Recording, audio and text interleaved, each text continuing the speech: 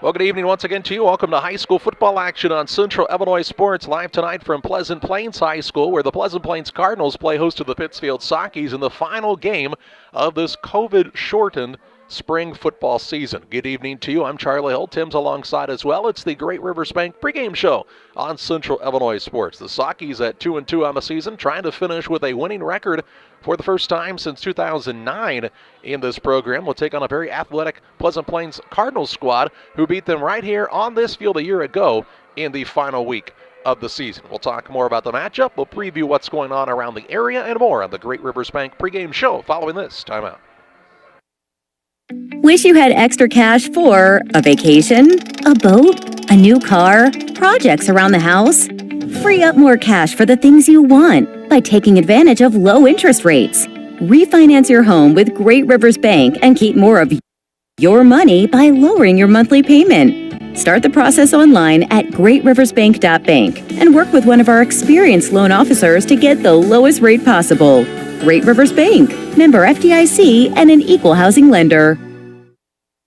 Fresh Years on You would like to thank everyone in our community for your support in the past 15 years. We have over 1,400 square foot of retail space with spirit wear for Unity Mustangs, Liberty Eagles, Brown County Hornets, and our hometown Central Panthers. Businesses, let us help you promote your brand. Decoration methods we offer include screen printing, embroidery, and laser engraving. We are excited to now offer lasered hat patches. With limitations on attendance to local sporting events, we are excited to help bring you this game. Fresh Years on You, 506 West Wood, Camp Point, Illinois. You can plan for most things in your life, but being sick isn't one of them. That's why Illini Express has expanded hours so your family can get the care you require. Open 7 a.m. to 7 p.m. Monday through Saturday, Illini Express can see patients 18 months and older, no appointment necessary. When you can't wait to feel better, Illini Express is here for you. Located on the square in Pittsfield. Learn more at IlliniHospital.org. PCRE Real Estate and Auction is your #1 resource for buying or selling real estate in West Central Illinois. With 2 office locations, one in Pike County and the other in Calhoun County, PCRE Real Estate and Auction is the place to go when you're looking to buy or sell farmland, recreational and hunting land, residential or commercial property. See our current listings at PCRERealestate.com or call us at 217-285-5800 for PCRE Real Estate and Auction. It's time to be thinking about tax planning. You can count on Illinois FBFM for accounting, consulting, and tax preparation for farmers and businesses in Pike, Brown, and Adams County. Phone 217-593-7233. Illinois FBFM can take care of your farm accounting needs. Get your accounts in order for this tax season. Contact Bob Ray, Jesse Shootman, Triopian Kansas State grad Emily Carls, Nathan and new All-Star accountant Madeline Heyer. Illinois FBFM in Camp Point, working for you. We welcome you back alongside on the Great Rivers Bank pregame show with locations in Barry, Pittsfield, and Liberty. Great Rivers Bank here to serve the entire region with high-quality banking services with a personalized touch. Talk to them about their low interest rates right now. And they're dropping a little bit more each and every day, so you better get them locked in while you can at Great Rivers Bank. Learn more about their services by visiting greatriversbank.bank, member FDIC, and equal housing lender. The Sockies coming off of a loss to Auburn last week, a game that was a one-possession game in the third quarter before Auburn pulled away in the end of the contest, won that game 38-17, taking on this Pleasant Plains squad that a year ago, the big play was the downfall for the Sockies against Pleasant Plains, so they'll try to limit those big plays here tonight and trying to keep within striking distance toward the end of the contest. A big blow for the Sockies. They'll be without senior running back Gage Gratton, who leads the Sockies in rushing on the season, as he is not dressed out for this contest. And so the Sockies will have to have some guys who really step up to fill that void, as Gratton has been very good out of the backfield this season. The biggest improvement for this Pittsfield squad, who again enters the contest at 2-2, has been the play of their offensive line. And this offensive line group has worked hard to improve on their overall strength. They also have some guys who, quite honestly, never played line. A kid like Cade Corgett, who's been willing to be versatile. He took some snaps as a freshman and sophomore at a quarterback position. Now he's playing guard and doing whatever it takes for the biggest need that the team has at the time. Corgett and that offensive line have played well this season for the Sockies, and is a big reason for their improvement that they've shown so far this year. It's week 6. The Sockies, of course, were out in week 1 due to some COVID protocols. It's the final game of the season here. No playoffs in the state of Illinois, so everybody wrapping up their contests here tonight. And it's a little bit strange, especially take a look in the Sangamo Conference at programs like a Maroa or a Williamsville, Athens, Auburn, teams that are used to making the playoffs year in and year out. It just kind of comes to a stop with no chance to play until you're beaten out by somebody. So a little bit different, but glad that the 6-week season was able to happen to get these seniors especially sometime on the gridiron here this spring. We'll pause for a timeout on the Great Rivers Bank pregame show. We'll take a look at area matchups coming up next. To financial planning, most financial companies focus on your income. At Northwestern Mutual, we focus on your outcome. That's why we know what it takes to succeed both on your balance sheet and in your life. It takes the right financial partner who looks at where you are now and where you want to go and design a financial plan to take you there so you can achieve the life you're after today and every day after. Focus on your financial outcome with Northwestern Mutual. Contact Don Kirk or Sheila Davidsmeyer today at 217-285-4014. The Northwestern Mutual Life Insurance Company, Milwaukee, Wisconsin. Call Best Systems Builders for all your insulation needs. We are a full-service insulation contractor offering both open and closed cell spray foam, blown cellulose, and fiberglass installation. Best Systems has 2 BPI certified professionals ready to inspect your home or business today. You may qualify for incentives through the American Act on Energy program. Call Scott or Michael at 217-285-6005 for your free estimate or visit us online at gobestsystems.com and start saving money on your energy bill today. The Farmers National Bank of Griggsville with locations in Griggsville, Mount Sterling, and Pittsfield. Maybe you ask, why choose Farmers National Bank of Griggsville? The answer is simple. Local people, local decisions, and local commitment with local investments. We have many products and services to meet your needs. We invite you to find out more about us. Go to fmbgriggsville.com and explore all the services we offer. Visit any of our 3 friendly locations in Mount Sterling, Griggsville, and Pittsfield today. The Farmers National Bank of Griggsville, local people helping local people, member FDIC.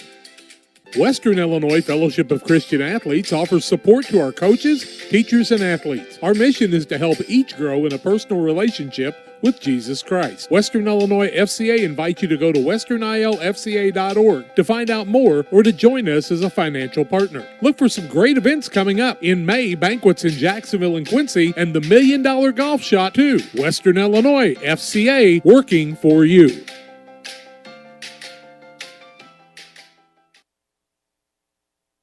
Welcome back on the Great Rivers Bank pregame show. A beautiful, almost feels like fall night for high school football action. The breeze blowing throughout the stands and a good crowd forming here at Pleasant Plains High School for tonight's Sangamo Conference matchup between the Sockies and the Pleasant Plains Cardinals. Drive into the parking lot here at Pleasant Plains and you see some construction happening on the school. This is definitely a school district that has seen some major growth over the last decade plus and has been able to put a quality product in just about every athletic event that they offer here at the school to the field. And in fact, as we look over toward the east, a little bit southeast of this football facility, high school baseball going on. It looked like the varsity team won. They're playing the JV contest now, and you see some of those kids who are trying to do both. So you played a quick baseball game, and you're right back here to the gridiron for this Pleasant Plains squad as they play their final game of the season. Baseball was able to start games last week, actually, and I know a lot of folks have taken advantage of getting some early games in, even without their football athletes, and on the ladies' side, without volleyball athletes playing softball.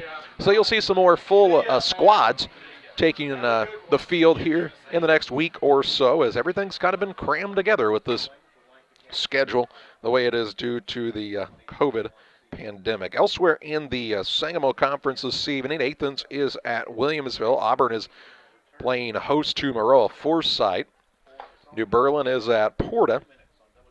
Of course, Riverton will be at home against North Mac, and Williamsville is playing against Athens. They're going to play the national anthem here. We'll pause for a timeout. We'll talk more about the matchup between the Sockies and the Cardinals on Central Illinois Sports. Few things compare to Camp Point Central's fans' dedication to the Panthers. The same can be said about Channel and the farmers they serve. You see, unlike other seed companies, they don't have salesmen. With Channel, you get the advantage of a dedicated Channel seedsman, a trusted year-round advisor who can provide the right recommendations for your fields. It's their hands-on approach that truly sets them apart. Customized service, expert advice, elite seed management products. Find your Channel seedsman at channel.com or contact local district sales manager Matt Hughes at 217-242-8852.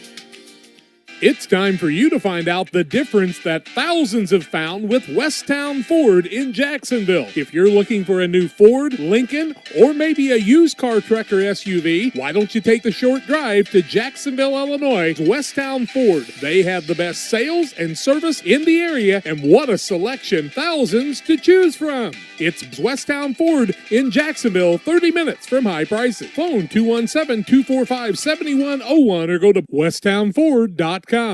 With all the financial headlines, are you wondering if your retirement savings will last? The market's ups and downs can keep you guessing, especially if you're approaching retirement or considering it. Your Edward Jones financial advisor, Derek Harris, can help. If you have more questions than answers about what's next, you can work together to help ensure you're prepared for your journey. After all, retirement isn't the end of the trek, it's the new beginning. Stop by the office at 1891 Main Street, Quincy. Edward Jones, making sense of investments. Member SIPC. Damon Plumbing, serving all of Pike County and the surrounding area with quality residential and commercial plumbing services. Damon Plumbing offers septic installation, drain cleaning, new water lines, remodel work for your home, or if you're planning a new build, make sure you include the Damon guys to get it right the first time. No job too big. Have you seen Braden and Doug? Or too small? Sorry, Corby, we couldn't resist. Call Braden today at 217-491-5415 or Doug at 217-617-2318. Damon Plumbing, recommended by our family for your family. When you hear Pike County Glass, what do you think of? Is it storm window and screen repair, commercial doors, windows and storefronts? Maybe it's auto glass repair, including windshields, rock chip repair, side glass and back glass. Or it could be screen and porches, glass showers and doors, and, well, you get the point. Glass is in their name, and glass is what they do. Pike County Glass, serving the entire area with high-quality craftsmanship, products, and customer service that's second to none. You'll find Pike County Glass at 1071 West Washington Street in Pittsfield, or call them at 217-285-4275. A really nice job by the Pleasant Plains High School marching band with our national anthem here tonight. Do want to let you know in the WIVC they're doing the crossover games this week, and you've got Camp Point Central on the road at Greenfield Northwestern to battle out who will be the, de facto champion of the WIVC, as they do have the crossover contest going on there. Brown County and West Central are playing. Minden and Carrollton, Calhoun and Triopia, Routt and North Green, and Beardstown and Pleasant Hill in the matchups here in the final week of the regular season in the WIVC. Of course, Jack and John will have the game for you here on Central Illinois Sports Live on YouTube from Greenfield, as the game is scheduled to start at 7:30. Pregame show should start around 7 o'clock for that matchup here. It's a 7 o'clock kickoff for the Sockies and the Pleasant Plains Cardinals. The Cardinals are back getting some last-moment instructions, getting ready to take the field. The Sockies running through some last-minute plays as well. Again, if you're joining us late, they'll be without starting running back Gage Gratton, who is not dressed in this contest. And so you'll probably see a lot more Colton Story out of the backfield. Maybe Farrago lining up back there a little bit more, along with Ballinger and Elliott to try to fill that void that Gratton's presence usually fills, and will be a big hole for this Sockies squad. Trying to finish over 500 for the first time since the 2009 season. Now you say, what would the Socky team look like in a regular season? They would have had to play a Williamsville, a Maroa, an Athens, a North Mac. Well, I would tell you those teams would have beaten the Sockies this year. And so I would say a 3-6 record is probably right about where they would have finished on the season, possibly a 4-5. But it was going to be pretty tough for this team to compete with those upper echelon teams again this year in the Sangamo, especially look at like a Williamsville.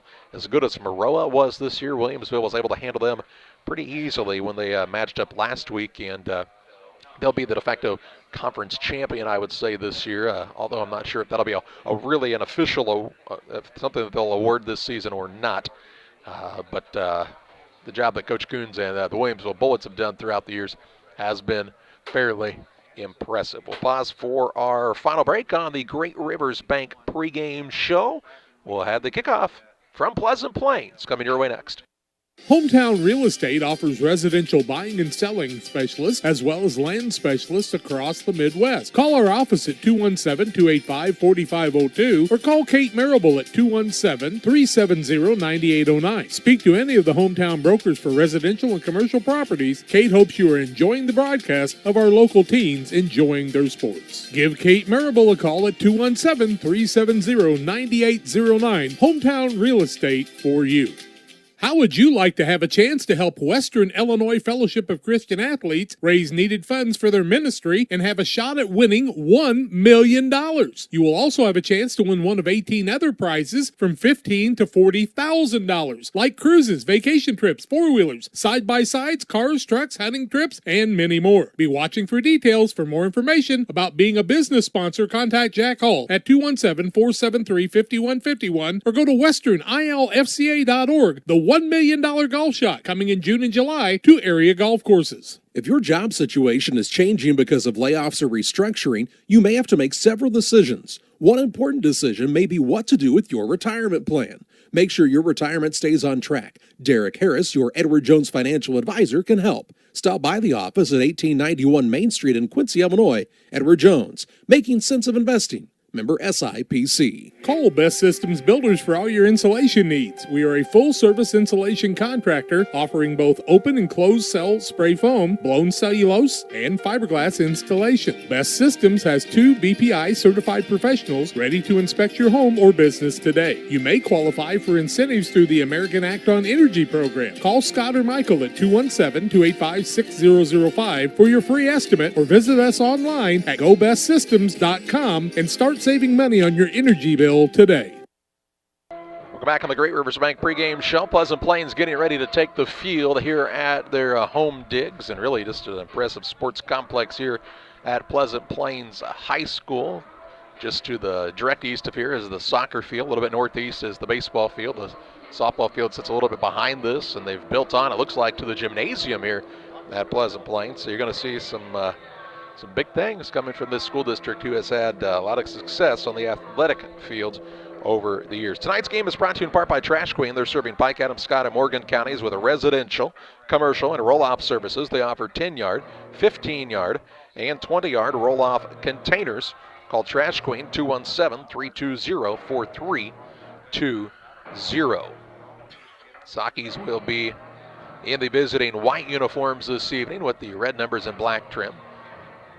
Cardinals are in the home reds, I believe, as they're getting ready to take the field. Pleasant Plains enters the game at 2-3 on the season. The Sakis are 2-2, of course, not having a week 1 matchup against Williamsville is the reason they have one less game played to this point compared to their opponent here tonight.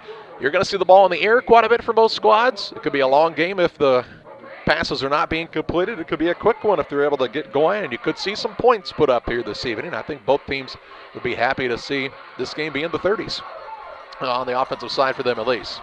Here come the Cardinals to the field, and it is a fairly large, not fairly socially distanced squad here on hand to watch this Cardinals team.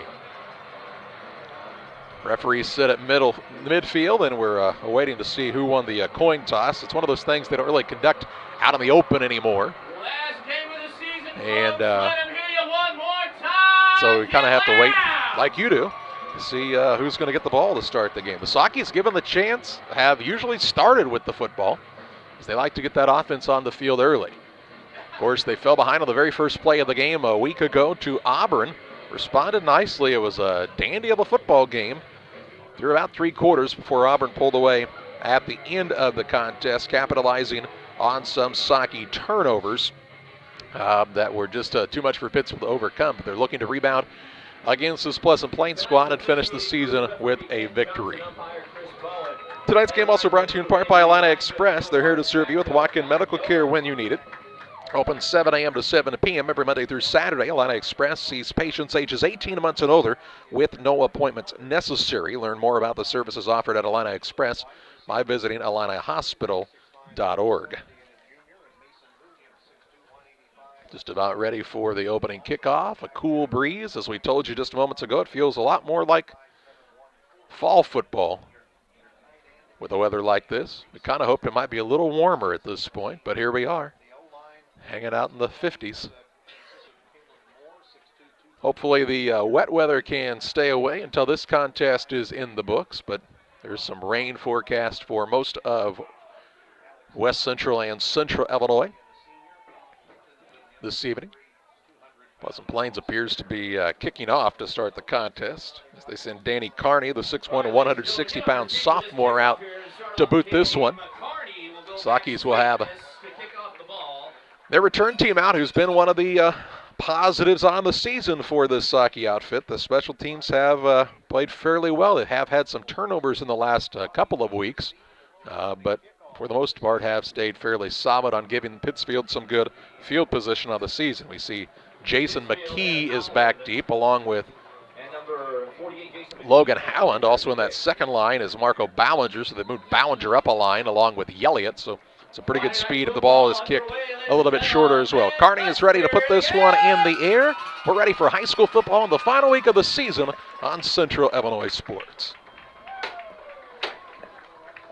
Here's the kick. It's a high kick, going to be driven almost to the goal line, and the Sakis man will go back all the way to the 1 to take it there across the 10, 15-yard line. This is Howland. Breaks the tackle, spins forward, and is taken down near the 30-yard line, where the Sakis will start 1st and 10 at what appears to be right on the 30.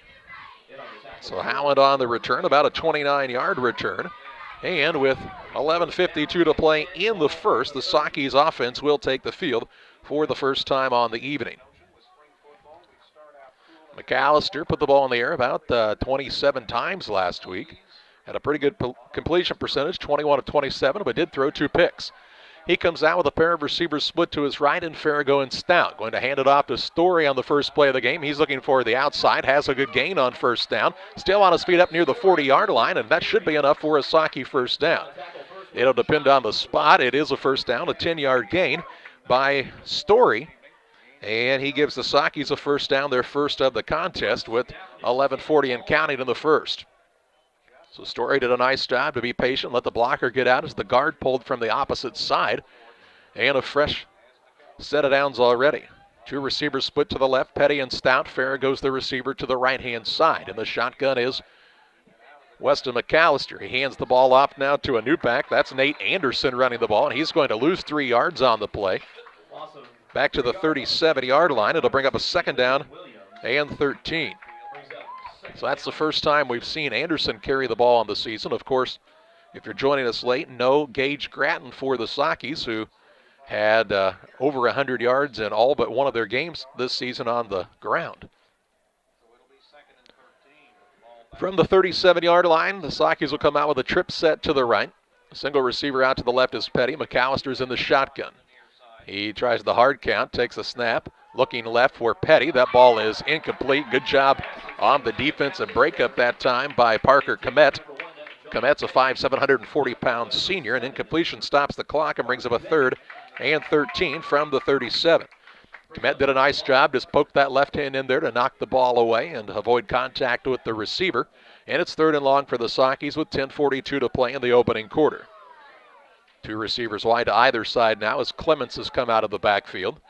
Back to pass is Weston McAllister. Sets his feet, throws down the middle of the field, has Clemens, and the Sakis, if he can hang on to it, will have a first down. Clemens is taken down in Pleasant Plains territory to the 47-yard line. A pickup of 16 yards on the pass to Clemens, and another 1st and 10 for the Sakis to the 47 of Pleasant Plains. So the first time in their opponent's territory on this evening, with a 1st and 10 as Clements got open across the middle. His first year of playing football here in his senior year for Clements. McAllister is in the backfield once again, hands the ball off to Story, running right, trying to get outside again. This time Pleasant Plains does a great job to keep the contain. An excellent job by Antonio Reese to turn that play back in. Story a 1-yard gain on the play. It'll bring up a 2nd down and 9 from the 46-yard line. So Story gained 10 yards on his first carry, not so much that time as really good job on the contain man on this end. Just under 10 minutes to play in the opening quarter. 2nd and 9 for this Saki offense. J.J. Petty, Bobby Stout are the receivers on the left. Farrago is split close to the line on the right-hand side. McAllister going to put Farrago in motion, going to try to run the jet sweep to him, trying to find the outside. Now he reverses field, looking for a block, and he just dives down back near the 50-yard line. He'll actually be at the 49, a loss of 3 on the play, and this will bring up a 3rd down and 12. So a 3rd down and 12 with the ball just inside the 50-yard line on Pleasant Plains' side of the field. So another 3rd and long situation for the Sockies with 9:17 and counting in the opening quarter. McAllister splits 2 men to the right and is in the shotgun. Back the pass here on 3rd and long. Has pressure, throws it out to Clemens, goes out and gets it near the sideline. He tried to stay in bounds, but is out of bounds near about the 42-yard line. So that's a gain of 8 on the play to the 42, and will bring up a 4th and about 5. And I wouldn't be surprised to see the Sockies go for it here from the Plains 42-yard line on this 4th and 5. We saw, nope, now it looks like they'll bring the punt team on and try to pin Pleasant Plains deep. So this is different than what Pittsfield did a week ago. They took some chances on 4th and a similar distance a week ago, but this week not so much. And now the other ball they just threw on the field, that kind of bounced wide. Not sure what that one is for. The punt team's ready to go, and I think they want to switch the ball out here. The referee trying to get that incorporated, and they'll stop it here with 8:16 to play in the first. They'll bring in the kicking ball, evidently. Don't necessarily see that a lot in the high school game unless it's on a field goal. Petty stands back at his own 46-yard line. Plains does not send anyone back extremely deep, so Petty going to try to pin this one deep if he can. I think the Cardinals think the Sockies might try a fake here. Petty, though, will put his foot into this one. It's an end-over-end kick headed towards the sideline and will bounce out of bounds right at about the 13, it appears. Call it the 14-yard line, and that's where the Cardinals will take over 1st and 10 at their own 14 with 8:04 to play here in the opening quarter. I want to remind you about Bowler's Universe. They're open Monday through Friday, 11 a.m. to 10 p.m. Saturdays 4 to midnight. They offer many menu items, burgers and fries, specialty pizzas, and lots of craft beers.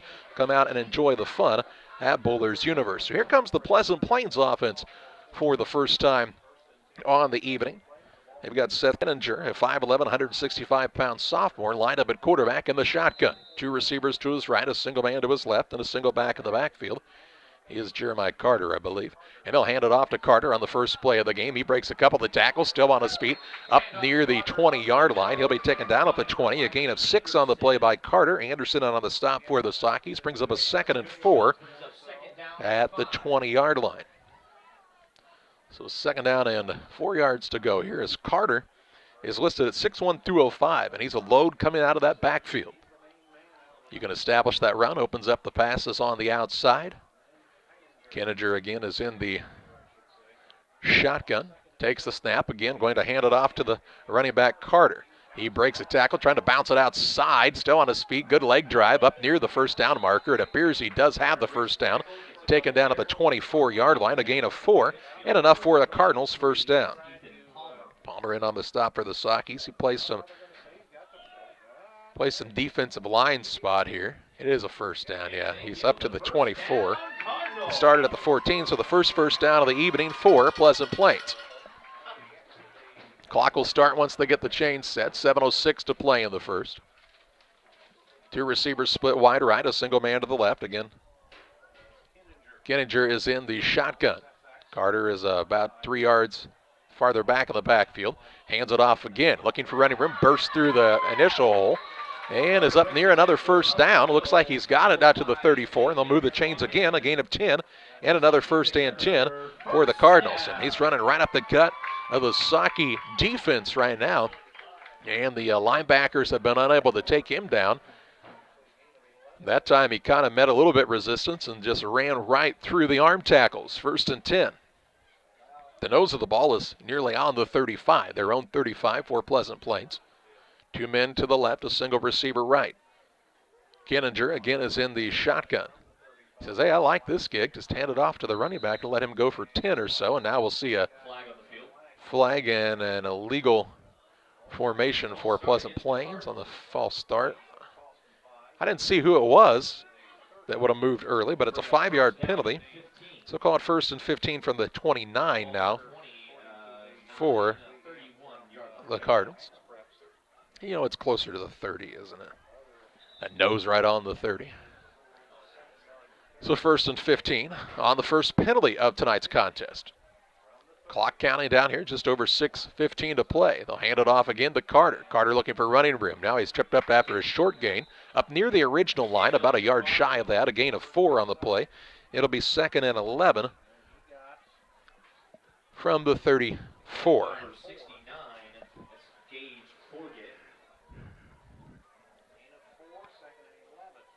So we've not seen the Cardinals do anything other than hand the ball to Jeremiah Carter so far, and why not? If it's not broke, don't fix it. All right, 2nd and 11 here. Kinninger is now a little bit deeper in the backfield than he has been a time or two before, and he is going to hand the ball off again to Carter. Running left, he is taken down up near the 40, call it the 41-yard line, a gain of 7 on the play, and this will bring up a 3rd and 4. So a 3rd and 4 from the 41-yard line for Pleasant Plains, a very 3rd and manageable situation here, with 5:23 and counting in the first. No score on the Trash Queen scoreboard early in this contest. The Sockies forced to punt after picking up a couple of first downs. Plains looking to keep this drive alive on a 3rd and it's a long 4 or a short 5. 2 receivers to the right, a single man to the left. Kinninger again in the shotgun with Carter standing about 7 yards deep. Kinninger, the sophomore, barks out the signals. He will be back to pass for the first time. Rolling right, has a man, but he threw it a little bit behind him. Intended receiver was Antonio Reese. An incomplete pass will stop the clock on a 4th and 4 here on their own side of the field. And do the Cardinals feel confident enough to go for it here? Let's wait and see. 4:53 to play in the first. You know, the thing about it is, it's the last game of the season. Nothing to hold back now. Kinninger is going to stand about 10 yards deep. He yells out some instructions. Tries the hard count. Looks to the sideline now. Play clock is still at about 12 seconds, so he's got plenty of time. Farrago is back to receive a punt. But let's see if they put it in the air here or not. Kinninger is going to put his foot into this one. A little quick kick towards the sideline. Farrago will stay away from it, and it will go out of bounds inside the 30 at about the 27. And that's where the Sockies will take over 1st and 10 at their own 27-yard line with 4:47 to play in the game's opening quarter. Lipkeman Seed Sales, your Pioneer dealer, including precision farming and crop insurance. Call Aaron Lipkeman, 217-430-4516, or Brett, 217-242-2703. So both defenses force a punt in the first possession of the game for the other team's offense. Pittsfield on the field for the second time offensively with 2 receivers to the right, a single man to the left. They'll hand it off to Story, looking for running room right through the middle of the defense. Keeps his legs churning up near the 31-yard line, a gain of 4 on the play by Story, and it'll bring up a 2nd down and 6. 4:30 and counting in the first. It's been a quick clock so far in this one. You know, Tim, let's call that a 3-yard gain, 2nd and 7. As the ball is right at the 31. 2nd and 7. Story off the field now, and we saw Anderson in the backfield in the first drive of the game for the first time this season. Of course, he didn't play last week as he was ejected the week prior. They'll have McAllister back in the shotgun all by himself. The Sockies got an early start. It's an incomplete pass. The receiver on this side never got set for the Sockies, and so I think they'll turn the penalty down with Pleasant Plains and set up this 3rd and 7. That's been a bugaboo of the Pittsfield receivers. They don't get set, and they haven't been called for it very often this season. They've kind of gotten away with it. It's an incomplete pass. If I'm Plains, I'm just turning it down and saying, let's go at it at 3rd and 7. 4:04 and counting here in the first. No, it won't be counting as the pass was incomplete. Incomplete pass. So it'll be 3rd down. What, Tim? Incomplete pass. Get loud, fans. Let them hear you. Yeah, you got to keep your total yardage there, though, pal, not a 0. So it's 3rd and 7. Back to pass is McAllister. Looking downfield across the middle for Farrago. Too high for him, incomplete pass. And it'll be a punting situation for the Sockies on a very quick 3 and out. So 4th down and 6 So the field position about to flip the other direction. Plains went with a punt, and it's going to pay off. They're going to get better field position than they would have had here. Mason Williams is back to receive the punt. He stands near his own 42-yard line. There is a slight breeze, but not enough to really whip the flag around out there at this point. Petty will punt from his own, about 19-yard line here.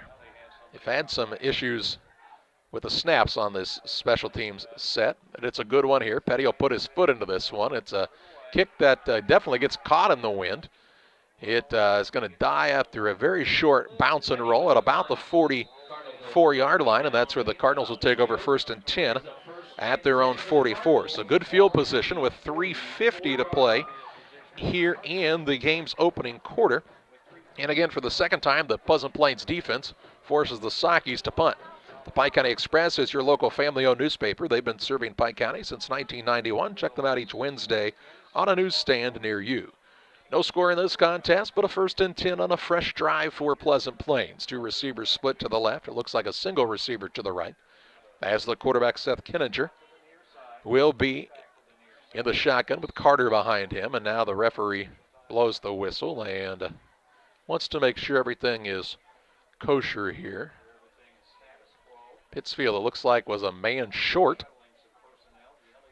Well, kind of interesting. You usually don't see that happen on the defensive side. They just kind of let it go usually. Say, good luck with 10. They're going to give it off to Carter, and you might want to have all 11 on the field with that young man carrying it. He'll take it up to the 49-yard line, a gain of 5 on the play, and bring up a 2nd and 5 from the 49. Carter on the evening already with 6 carries for 36 yards. And he has proven to be a load for this Pleasant Plains team. And he keeps the clock moving as well. Keep that ball on the ground, positive yardage. And the thing about it is, as soon as you start to think you're going to key on the run, you can pull the play action out and maybe see a score. Trips left, a single man to the right as they'll try to spread them out. Carter will get the handoff in the backfield, puts his foot into the ground. He's got the 1st down as he's still on top of the pile up at the 45-yard line of the Sockies. A gain of 6 on the play to the Socky 45, but it's a 1st and 10 for the Cardinals. Already their 2nd 1st down of the night. Is it, Tim, or their 3rd? Call it 3rd, thank you. So it's been the Jeremiah Carter show so far. He'll get a quick breather here as he comes off to the sideline. And let's see if the Cardinals want to go to the air. In the backfield, it looks to be Gannon Bartos. He's a 5'9", 170-pound junior lining up back there now. 2 receivers left, a single receiver to the right. Kinninger is about 5 yards deep in the backfield, right at the 50-yard line.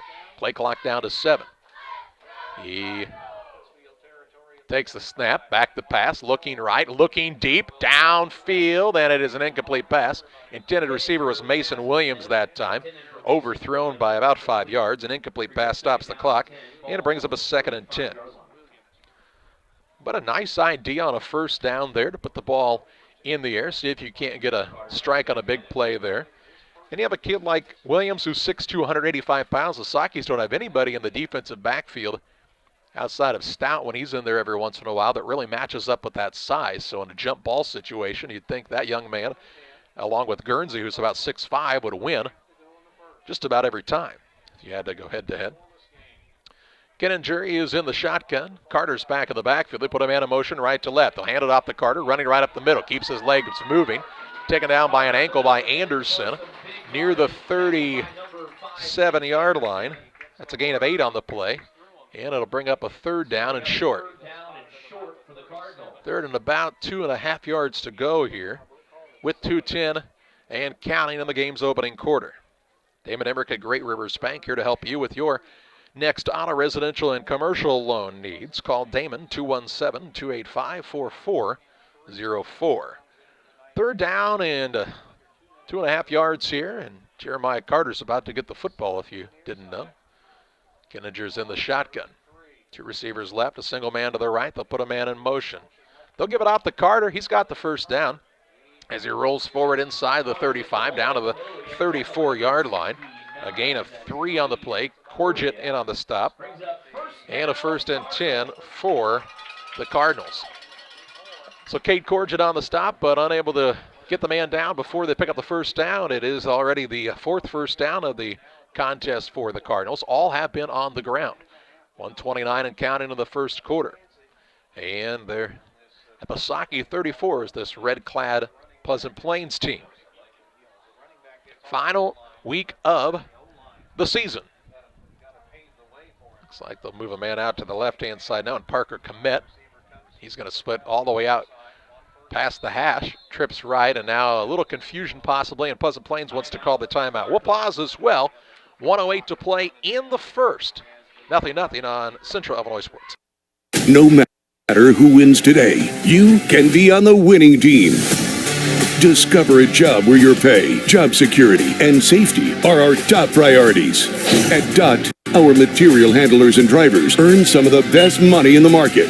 Plus, we top that off with goal-based pay opportunities, profit sharing, vacation time, 401k matching, and more. Make your fantasy team a reality. Join DOT today. Since 1962, Logan Ag has provided customers with quality products, competitive prices, and... But what about the new locations, Grampy? What new location? Well, boys, Logan Ag now has locations in Winchester, Illinois, and in LaBelle, Missouri. So now there are 4? I'll be 4 this year. Logan Ag, serving customers in Griggsville and Winchester, Illinois, Paris, and LaBelle, Missouri. Our vision for agriculture is 2020. After the players take the field here, following the Pleasant Plains timeout, it's a 1st and 10, 1:08 to play in the first. Man in motion right to left here for the Cardinals. Kinninger is back to pass. Looking left, looking downfield. That is going to be caught. And J.J. Petty in on the stop. Caught by Mason Williams inside the 30 down to about the 27-yard line. A pickup of 6 yards on the play. Call it a 7-yard gain, in fact, Tim, to Williams. And 2nd and 3 to the 27-yard line. I thought Petty might have had a chance to come up and play the football there. He kind of hung back. He got a good lick in on the man, but the man picked up a 7-yard gain to the 27. 2nd and 3. 33 seconds to play in the first. Kinninger puts a man in motion now. Carter behind him in the backfield. Now he puts the motion man back to the right. Takes the snap, hands it off to Carter. Carter is going to be tackled inside the 25 to the 23-yard line. That's a gain of 4. Enough for a first down. Corgid on the stop. And it's a 1st and 10. And Pleasant Plains, if they don't want to, doesn't have to run a play here. And with 10 seconds left in the first, they're going to try to hustle to the line, it looks like. Kinninger is in the shotgun, 3 seconds. 2 takes the snap, back to pass. Hit as he throws it up for grabs in the end zone, and it's caught. Williams goes up and catches it, and we talked about that moments ago. You have a big receiver like that against smaller defensive backs, and on a jump ball situation, they're going to have a chance to go up and get it, and he did just that. There's no time left in the quarter. It's a 6-0 lead for Pleasant Plains as they score on the final play of the quarter, as Williams went up and snatched that ball out of the air. Danny Carney is on for the extra point attempt here. It was a 23-yard touchdown pass on 1st and 10. Carney trying to make it 7-0. The hold is down. It was a little bit of a late hold, but he gets it through the uprights, and it makes it a 7-0 Pleasant Plains lead after a quarter of play. We'll have second quarter action for you next on Central Illinois Sports. Grain Service is your progressive feed and grain resource for Western Illinois. They offer a full range of feed products for all species and many grain merchandising opportunities with locations in Golden, Paloma, Mount Sterling, Clayton, La Prairie, Liberty, Industry, Carthage, and Blandonsville. For more information, call Dear Western Grain Services 696-4461. That's 696-4461, or on the web at dearwestergrain.com. Welcome to Westtown Ford, serving Central and West Central Illinois. When you're shopping for a new vehicle, we believe you need a comfortable ambiance, dynamic selection of vehicles, competitive options for financing, and high-quality service to feel confident and stress-free throughout the car buying process. At Westtown Ford, you will find just that, a great selection of Ford models and a team that will make the process as smooth as possible. Westtown Ford Lincoln in Jacksonville, just 30 minutes away from high prices. Well, the Cardinals score on the final play of the first quarter and lead 7-0 on the Trash Queen scoreboard, ready to start the second. It's fairly rare that you see a kickoff to start both of the first two quarters, but you'll see it in the first three at least here tonight. Carney is back to kick. Howland is deep. Also back there is McKee again. Ballinger and Elliott in the next lineup for the Sockies. See if they can't get a good return here and set the offense up for a good drive. Carney has handled all the kicking duties, and he puts his boot into this one. A nice kick headed towards the sideline as it kind of got caught in the air, and it's going to go out of bounds at about the 12. And I think Paul Petty will have him re-kick. Looks like the offense is on the field, so again, much different than what they've done the rest of the year. He's had him re-kick a lot this year because he likes the return team, but they'll take the ball up at the 35-yard line. First and 10. No. So the Sockies will have it at their own 35-yard line. Plains had an 8-play drive, I should say, that finished with a 23-yard strike to get the first score of the game. And the Sockies will have the ball trailing 7-0. Two receivers split right. A single man to the left is J.J. Petty. Quarterback McAllister is in the backfield. They get Clemens set just behind the line there as a lead blocker. They put Farrago in the backfield. He carries, not Story, excuse me. Story on the carry. Takes it up close to the 38-yard line. A gain of 3 on the play. And it'll bring up a 2nd and 7. So Story is 5'7", 180 pounds, much different than the 6'2", 220-pounder in Grattan that you see out of the backfield. Two receivers right again. Petty again is the single man to the left. McAllister in the shotgun. See if they want to go to the air again here. McAllister scans the defense, tries the hard count, gets the snap, hands it off to the first back. That's Anderson running right. Anderson up across the 40, near the 41-yard line. A gain of 3 again. And this will bring up a 3rd down and about 4. So 3rd and 4 from the, they give him a good spot, almost to the 42-yard line. About the 41.5. And with 11 minutes to play in the second quarter, the Sockies with a 3rd and manageable here to try to get a fresh set of downs. That is if they can line up not offsides. They take the snap, hand it off to Anderson, running right. He's got the 1st down and more. Burst of speed into Pleasant Plains territory. Taken down near the 46-yard line. So a pickup on the play of 12 yards and a Socky 1st down. So Anderson with his biggest carry of the night and season to the Plains 46-yard line. And another Socky 1st down is their 3rd of the evening. 7-0 Pleasant Plains, but a 1st and 10 here for Pittsfield inside their opponent's territory. Again, Anderson is lined up in the backfield. They will hand it off to him. A lot of pressure. Nice job on the defensive play that time by Gannon Bartos. Takes Anderson down for just a single-yard gain. And it'll bring up a 2nd down and 9 from the 45. Bartos came flying in from looked to be the linebacker position and made the solo tackle.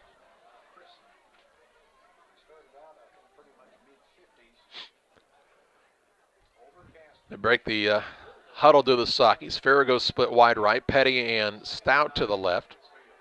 Back in the backfield now, I think that's Elliott, is it not?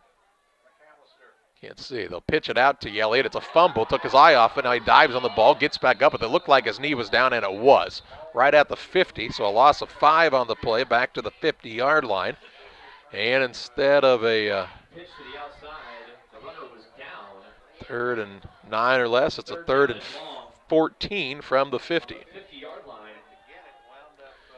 So Elliott took his eye off of it for a moment as he tried to catch the pitch and ends up on the ground with a knee. And, of course, in high school, as soon as you're down, you're down. It's not like the pro game where you have to be touchdown. So they'll spread them out too wide to either side, put McAllister in the shotgun, back to pass, looking left, has Palmer open on the sideline, spins away from a man inside the 40, down to the 35, and he's got the Saukey first down. Palmer with a sensational play down to the 33-yard line, a gain of 17 and a Saukey first down. I believe that's Palmer's first catch of the season. So a first and 10 after a 3rd and long, and Palmer picked up that last 4 yards with a nice little spin move and gets Pittsfield another opportunity to put a score on the board here. He's lined up to the right along with Farrago and Stout. Petty's to the left. They're looking for Farrago. The Saukeys were in motion. Again, just didn't get set. Farrago gets hit. You know, you're on that little bubble screen. You usually try to stay away from the middle of the field because there's a lot of defenders there, and Farrago came back and got his clock cleaned. It's an illegal shift against the Saukeys, and 2 things have to happen there. The receivers need to get out and get set, but McAllister's got to make sure everybody's set before he snaps the ball. So it's a 5-yard penalty, and it'll be a replay of first down, 1st and 15 at about the 38. So it's the Saukeys' first penalty of the night that has been accepted for a 5 yards, 1st and 15. McAllister, he is in the shotgun. He's back to pass. He dropped the ball, fell right back into his hands. He throws it to Story on the screen. He breaks 1 tackle, dives up near the original line of scrimmage inside the 35 to the 34, a gain of 4. It'll bring up 2nd and 11. So it wasn't necessarily a well-executed play, but gets them close to the original line of scrimmage. 2nd and 11 with 8:15 and counting in the second.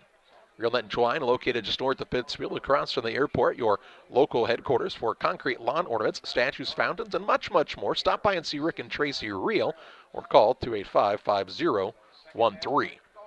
2nd and 11 here. McAllister is going to pitch it to Story, looking for running room along the left-hand side. Bounces it outside.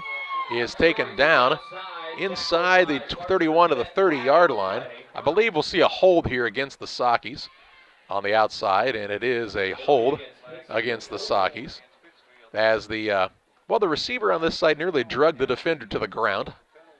That penalty flag is sitting at about the 26, and I think the penalty happened up closer to about the 31-yard line. I think it was deeper than that, but they'll move it back to the 40, so a 10-yard penalty.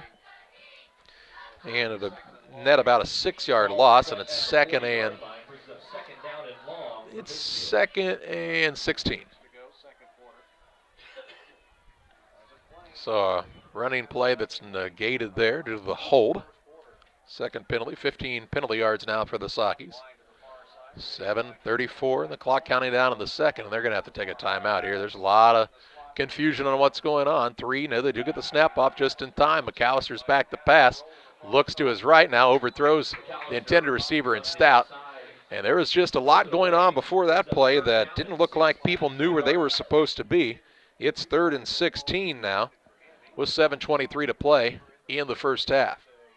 They had receivers shifting around at the last moment.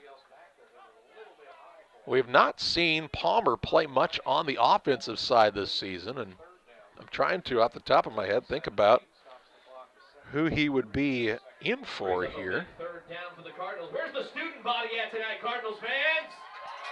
At least I haven't seen him play that spot much. 3rd and long. Trips right. Petty is the man to the left. McAllister's back to pass. Sets his feet, throws down the middle, overthrows the man, and it's intercepted. Diving catch on the interception by Nathan Kane. And that'll be down at the 20-yard line for the Cardinals. Well, they'll take over 1st and 10. So the intended receiver was Ballinger that time. I don't know that he didn't know the ball was coming his way, or if it was just a lot higher than it looks like from this perspective, as his hands really never went into the air to try to make a catch. Kane made a diving stop, and it's 1st and 10 for the Cardinals from their own 20-yard line. 7:16 to play here in the first. So Kenninger and company back to work on the offensive side of the 7-0 lead, and now the football. He takes the hard count, and he'll get the Saukeys offsides, and that'll be a 5-yard penalty. And make it a 1st and 5. Up to the 25-yard line. trying to catch the Saki defense being a little too aggressive, and they did just that. Pittsfield done that to teams a lot this season, and now they got a taste of their own medicine right there. First down and 5 yards to go from the 25. 2 receivers out to the left, including the senior Guernsey, who's 6'5". Kinninger is in the shotgun, hands it off to Carter. Carter runs through a couple of tacklers. He's got the first down up to the 34-yard line. Called the 33, an 8-yard gain on the play, Tim, and another Cardinal first down. So Carter racking up yards in a hurry. He's up to 65 yards already with 7:05 and counting in the second. Just under 7 minutes to play in the first when the Cardinal offense comes to the line here. Receiver way out wide on this right-hand side, I think, is Williams. Kinninger's in the shotgun, hands it off to Carter once again, looking for running room. A little bottled up now, and it's going to get taken down for his shortest gain of the season, or night. Maybe the season, the way he runs the ball. Looks like he's up to the 34, so a gain of a yard. So a 2nd and 9 here for the Cardinals. And with a play like that, you see it start to stop working. That's when you maybe throw that play-action pass and get somebody right behind the linebackers open for a big gain through the air. Kinninger's in the shotgun once again. He takes the snap, looking to throw to the left. Has a pass completed. I believe that's Parker Komet out on the wide side. He's up across the 35 to the 36-yard line. It's a 2-yard pickup, and it's a 3rd down and 7. 5:50 to play in the half, and he must have stayed in bounds there. Looked like he was close to the sideline, but was tackled prior to going out of bounds, so it keeps the clock moving, and it's been a fairly quick first half. Let's see what the Cardinals want to go with here. They've got some options because Carter's a kid that can pick up this kind of yardage on the ground, or he might go to the air. He's back to pass as Kinninger throws off of his back foot, throws downfield, and Farrago comes in to make a sensational play. Parker Komet went up for it. Farrago came flying in at the last moment and knocked it away, and it's an incomplete pass, and it'll bring up a 4th down and a long 6 from their own 36-yard line, and you expect Pleasant Plains to punt this one away. But you have to be careful with the way they run this punt look, as Kinninger is the punter as well, and he stands about 8 or 10 yards deep in the backfield. But if you're not going to honor the opportunity of a fake here, you could see it faked rather easily. It's a high snap, a quick kick. They'll kick it away. Farrago's going to come up, and now he needs to just backs off from it. And the Sakis will actually get fairly good field position up near the 43-yard line as well. They'll start 1st and 10 at their own 43 with 5:15 to play in the first half. Pike County Concrete, if you need concrete for your next job or project, give Pike County Concrete a call, 217-285-5548.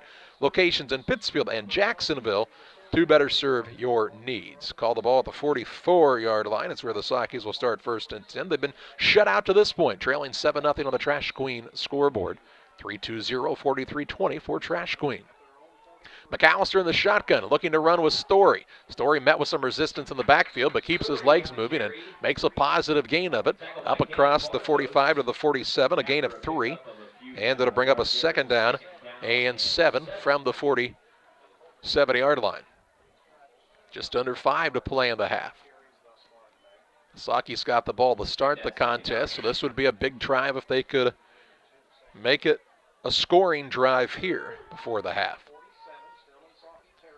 McAllister's in the shotgun. He hands the ball off to Anderson. Anderson tiptoeing, looking for room. Now he's stood up, and he's not going to gain much, a yard. Give him a 1-yard gain, and this will bring up a 3rd down and 6 to the 48-yard line. Moore, the 6'2", 250-pound senior, in on the stop for this Pleasant Plains squad. 3rd and 6 here.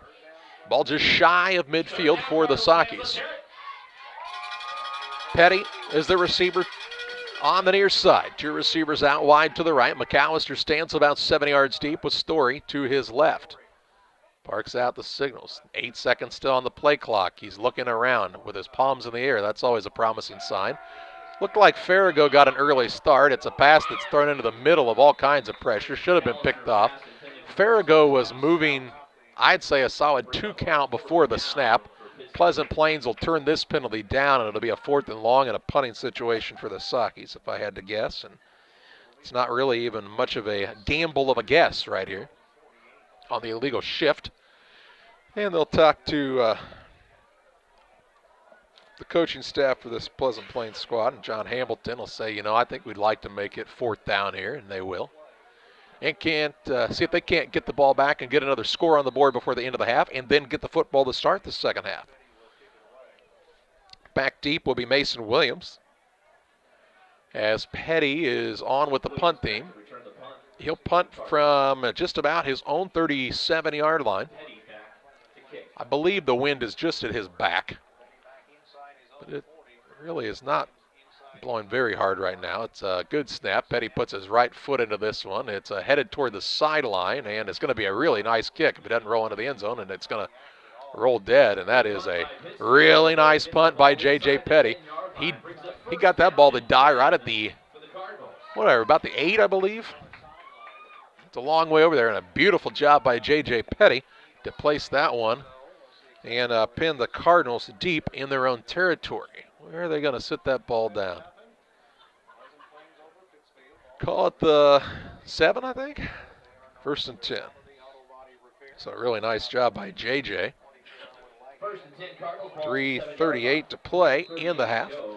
And if the Cardinals are going to get that score, they're going to have to drive the ball 93 yards. They have all their timeouts, and definitely not an impossible feat. And I'd say what you'll see right here is a handoff to Jeremiah Carter to give him a little breathing room, but not before a timeout taken by the Sockies. We'll pause as well. 3:38 to play in the first half. 7-0 Pleasant Plains on top of Pittsfield as you watch high school football on Central Illinois Sports. In the charming town of Pittsfield, Illinois, awaits a dining experience sure to impress. Nucci's Restaurant, specializing in Italian cuisine, succulent steaks, seafood, pasta, burgers, sandwiches, and scrumptious desserts, all made to order. Mouth-watering and high-quality dishes at affordable prices. Nucci's is the perfect setting for a dinner date or a family meal. It's more than dining, it's an experience. Check out Facebook for live entertainment. Once you experience Nucci's, it will become a favorite destination. In a world that seems to be out of control, your friends at First Christian Church of Pittsfield, Illinois want you to know that the hope of God's love reaches out to you. God loves you, and He has a purpose for your life. If you'd like to learn more about this, we invite you to join us at 8 a.m. or at 10:30 on Sunday mornings at 225 North Memorial Street in Pittsfield, or online at fccpittsfield.org, our Facebook page, or our YouTube channel. First Christian Church of Pittsfield, Illinois, a safe place to learn and grow.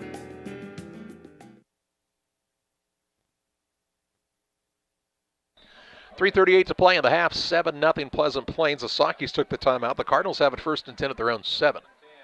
Kenninger takes the snap, hands it off to the first back in the backfield. That's Carter. He looking for some running room, trying to get outside, and it's taken down out across the 10 near the 14-yard line, it appears. Looks like about a 7-yard gain. Call it a 6-yard gain, Tim, and it brings up a 2nd and 4. Ball resting at the 13, it looks like. 3:15 to play in the half. Carter is up to 72 yards on 13 carries. He's been the main man for this squad. And when you pick up yards like that, I'd keep turning around and handing it off to him. Now they'll put a man in motion left to right. Fake to the motion man, hand it off to Carter, looking for running room. He's going to get a short gain of about a yard, it looks like here, out to the 14. And brings up a 3rd down and 3. Hittner in on the stop. And, the thing about it is when Carter runs north and south, as they call it in the football terms, man, he's been pretty tough, but he kind of ran side to side that time. And they go to show you that even a guy like that can be tackled. Cade Corgett goes out. Looks like can't tell if he's just cramping up over there or what they've got going on. But he's off and hurt on the sideline, so that's a loss for the Socky defense right in the middle there, and they'll have some new personnel in at that linebacker spot. That appears to be Skylar Smith now setting up as a linebacker. Kenninger with a 3rd down and 3, going to try to run it himself along to the outside. It's a race to the corner. He is taken down up to the 15-yard line. Looked like a possible horse collar tackle. It's going to be a 4th down as he gains nothing on the play. It's going to be a 3rd and 3. And you would think Plains would just want to punt it away here. And they did move the chains a little bit, Tim. Give him a 1-yard gain. So it's 4th and very short here. You know, you could do a direct snap to Carter right here and see if you can't pick up those 2 yards so you can keep the ball. But if you're Pleasant Plains, you know, maybe why chance it with a 7-0 lead. Kenninger is back there. Sockies do have Farrago back to try to return what they believe is a punt coming. Ooh, they almost drew him off sides there. 5 seconds on the play clock. He will now take the snap. It's into the end zone, and it is a bad situation. He'll dive on it in the end zone. It'll be a safety with 1:10 to play in the half. So this will make it a 7-2 score. So it is a safety as the snap went over the head of Kenninger, and then the Sockies are about to get the ball back on a free kick. 1:10 to play in the first half, 7-2. The lead for Pleasant Plains on top of the Sockies. Will have the free kick next. Midwest Snowy, your locally owned shaved ice business, is looking forward to seeing all of our loyal customers this summer. Come try one or all of our over 30 flavors, including sugar-free and the Snowy Natural line, which has no artificial dyes or flavoring. Check out our Facebook and Instagram pages to see our schedule. If you want to see us at your event, message us on Facebook or contact us at 217-730-8886. When the weather gets hot, come see us at Midwest Snowy, the cool part of summer. You know, it's interesting on a free kick like this. A lot of guys like to punt it because you can get some hang time and get the coverage team downfield. But we've seen Carney really be able to boot the ball, so he's going to tee it up from the 20 and kick this one off of the tee. Soccer player.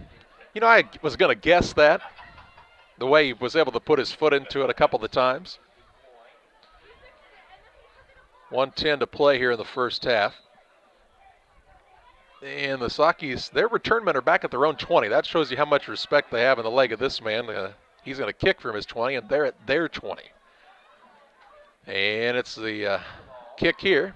It's a high kick. It's going to take a bounce, and the Sockies will pick it up on the run. That's Howland across the 40, 45-yard line, across the 50. Cuts back at the 45. Still on his feet down to the 42-yard line. And that's where Pittsfield will have it 1st and 10 at their own 42 with still 1:03 to play in the half. But I believe the Sockies have only 1 timeout left. I thought they had taken 2 timeouts. 1:03 to play in the half. It's a 7-2 score on the Trash Queen scoreboard. The Cardinals have the advantage. And they'll set the ball. Call it the 41, in fact. A really nice return by Logan Howland. And it's 1st and 10 from the 41. McAllister stands in the shotgun here. Signals to Petty out to the left. He's back to pass. He's looking left. Pump fakes. Now pulls it back down. Nearly falls down in the backfield. It has a man break open. That's Clemens. Clemens headed toward the sideline. Has the first down. Stretches out and is taken down inside the 30. Close to the 25-yard line. In fact, down to the 24. So a 17-yard pickup on the play to the 24-yard line, and a 1st and 10 for the Sockies with 52.2 seconds to play in the half. Clock counting down here as they set the chains. Clemens looking to the sideline, saying, what are we running here, Coach? McAllister's in the shotgun as they're quickly to the line. He's back to pass. Looking downfield, looks to the right, looks him off, now back to the left. Farrago is going to make the catch, but he's still in bounds. Needed to just sneak out right there. He had a perfect opportunity to get out of bounds to the 17-yard line, it appears. That's a gain of 7 on the play to the 17. And we have a timeout on the field here with 32.6 seconds to play in the half. 7-2, Pleasant Plains on top of Pittsfield as you watch high school football action on Central Illinois Sports.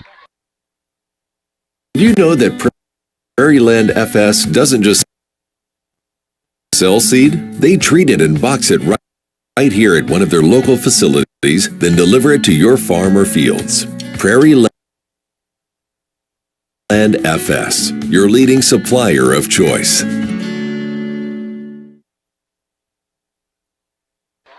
32.6 seconds to play in the first half. 7-2 is the advantage for Pleasant Plains on top of Pittsfield on the Trash Queen scoreboard. Saki's got the safety just with about a minute and some change left in the half on a bad snap on the punt for the Cardinals. A minute 10, Tim tells us. 2nd down and 3 here from the 17-yard line. McAllister with a trips bunch to the right side, a single man and Stout to the left. That's, I would say, where they're going with the ball here. Back to pass is McAllister. Nope, looking right, throwing downfield, and the only man in the back of the end zone was the defensive back for the Cardinals. Incomplete pass will stop the clock with a 3rd and 3 from the 17. So you could run a quick out and try to pick up the first down here and get out of bounds to stop the clock if you're the Sakis. Don't have to go necessarily for the touchdown here. Of course, they have Petty, who could also kick. He made a 39-yard last week at Auburn. 26.9 seconds to play in the half. Same situation here. Trips right, a single receiver to the left, and Stout. Ooh, they've got the matchup they want out here. Back to pass is McAllister. Looking left, looking for the corner, and Stout goes up in and out of his hands. Incomplete pass. He and the defender that time, and Parker Komet, were hand fighting back there, and Stout got his hands free. Could have had a catch, but just could not bring it in. And it's 4th and 3 from the 17, and a decision here for Paul Petty and his coaching staff and what they'd like to do. They're going to go for a first down at least as Petty split wide to the right along with Farrago and Clements. It's 4th down, and this is a big play, and Paul Petty wants a timeout to talk about it first. Timeout by the Sakis. We'll pause as well. 22.1 seconds to play in the half. 7-2. Cardinals on top of the Sakis on Central Illinois Sports. Are you searching for some meaning in life? Are you searching for a loving place to be accepted? If so, we would love for you to join us to take the next step in your life's journey together with us at Pittsfield Church of the Nazarene. Here at PCN, we're a group of real people looking to build real relationships as we journey together to experience real encounters with God. Join us online or in person at 227 West Washington in Pittsfield, Sunday mornings at 10 a.m., online on our Facebook page or YouTube channel.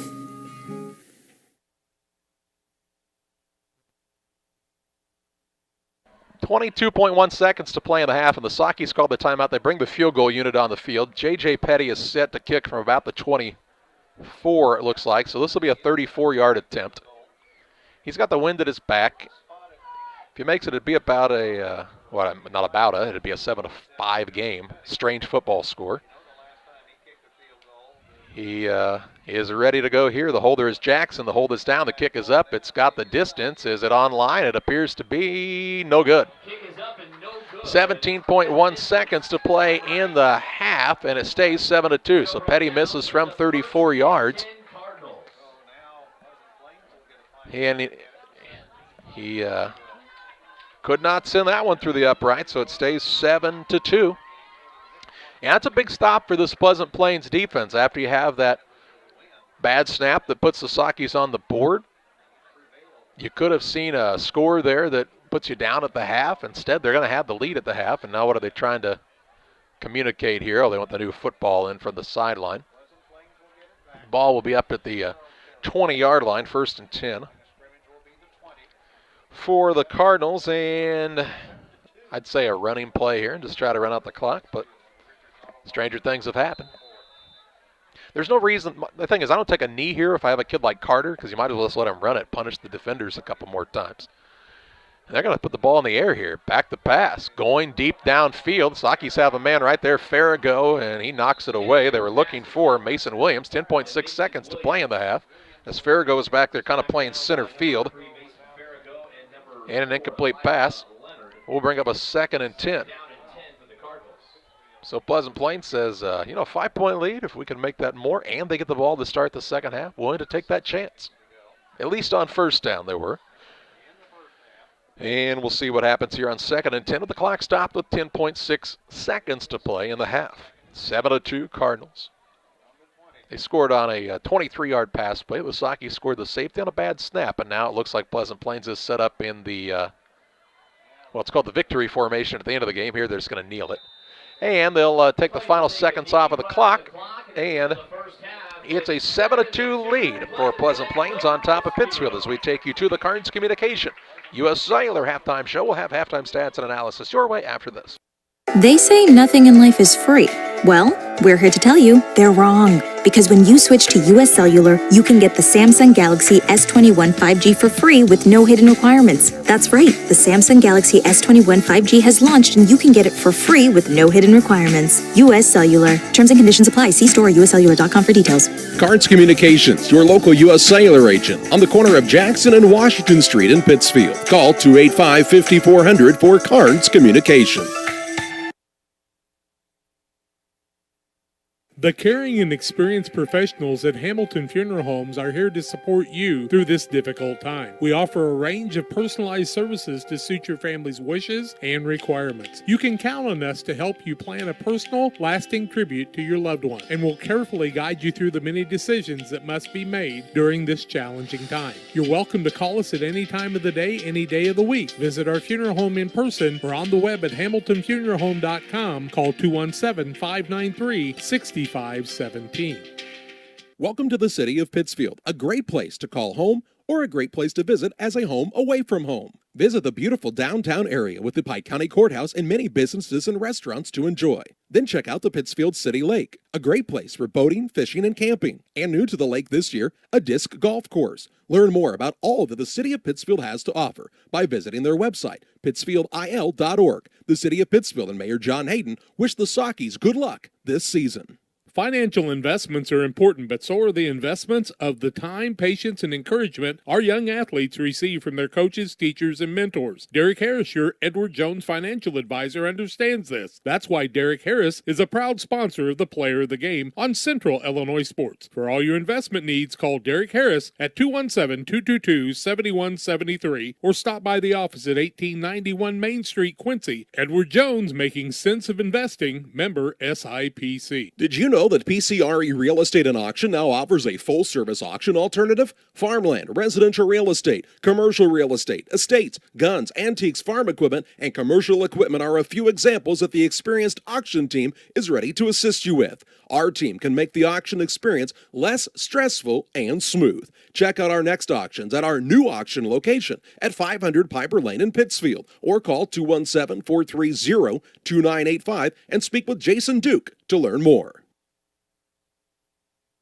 Welcome back on the Carnes Communication U.S. Cellular halftime show. 7-2. Pleasant Plains has the halftime lead over the Pittsfield Sockies here.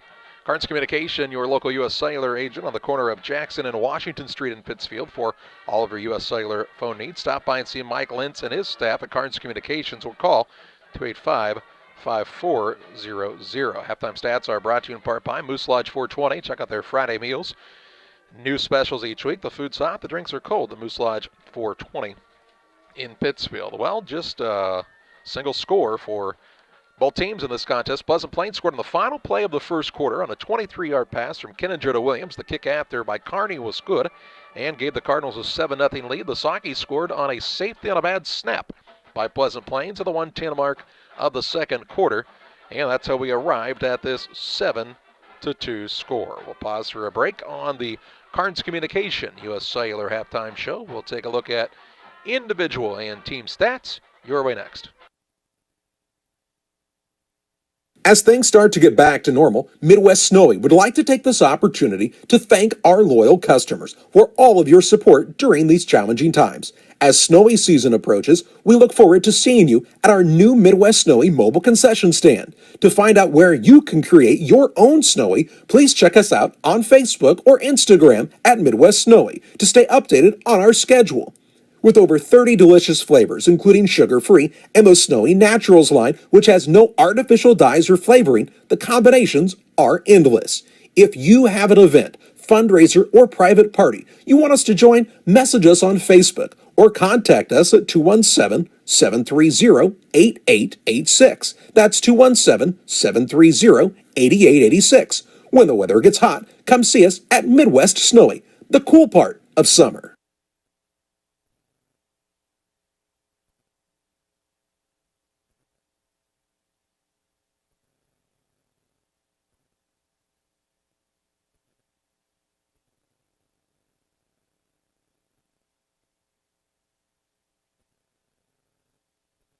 Spring will be here before you know it. Don't let busted screens leave you feeling cooped up when the nice weather arrives. Pike County Glass is your one-stop shop for screen and window repair. From storm window and screen repair to screened-in porch installation, Pike County Glass does it all and more. All with high-quality craftsmanship and products, plus customer service that is second to none. Call Pike County Glass at 217-285-4275 or stop by at 1071 West Washington Street in Pittsfield. Pike County Glass, West Central Illinois' glass experts.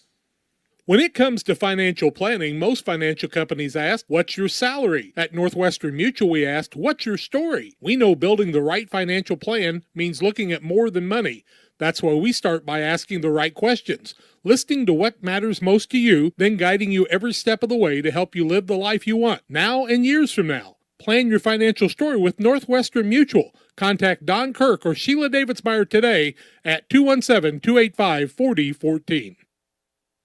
We're back on the Cards Communication U.S. Sailor halftime show. Pleasant Plains a 7-2 advantage over the Sockies here at the halftime break after a quick first half of football action as Pleasant Plains kept the ball predominantly on the ground and kept the clock moving here in the first half. Halftime stats are brought to you in part by LSST Trucking and 3D Leasing, 285-2808 for all of your trucking and hauling needs. See the Dunhams and their professional team at LSST Trucking and 3D Leasing. For Pleasant Plains in the first half, they finished with 5 first downs, 73 yards on the ground on 14 carries by Jeremiah Carter, and 2 carries for no gain in total for the quarterback Seth Kinninger. Kinninger in the air is 3 of 7, passing for 32 yards.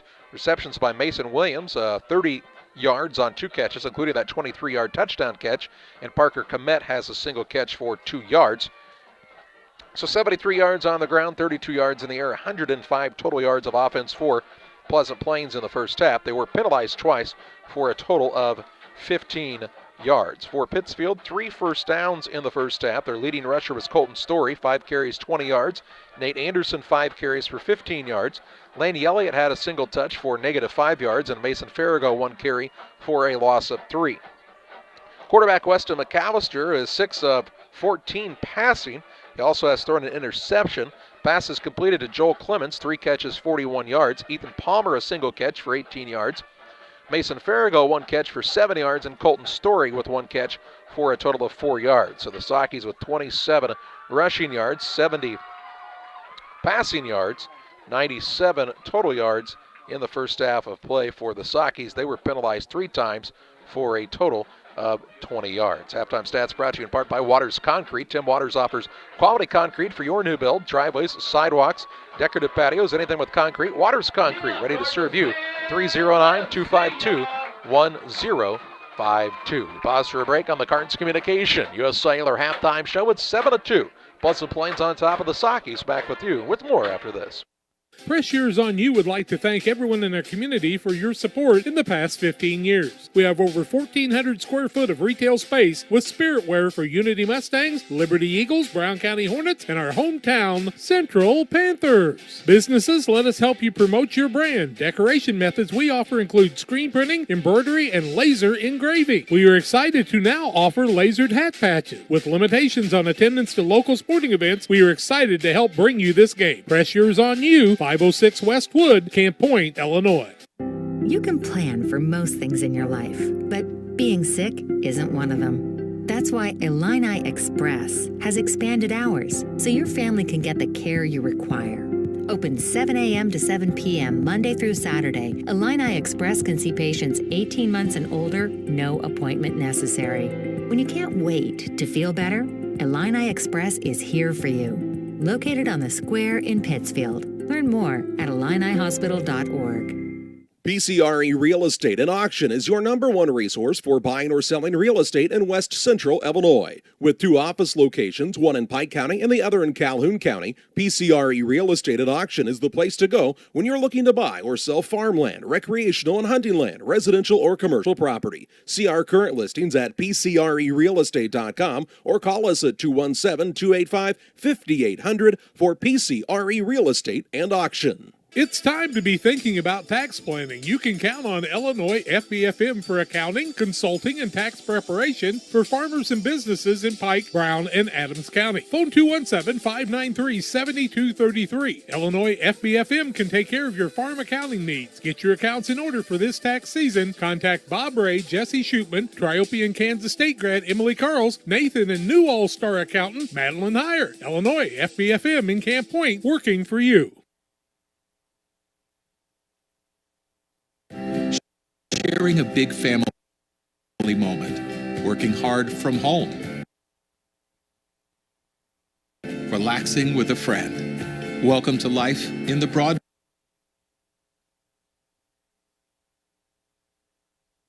age, where reliable internet has never been more important. Cascom keeps your family connected.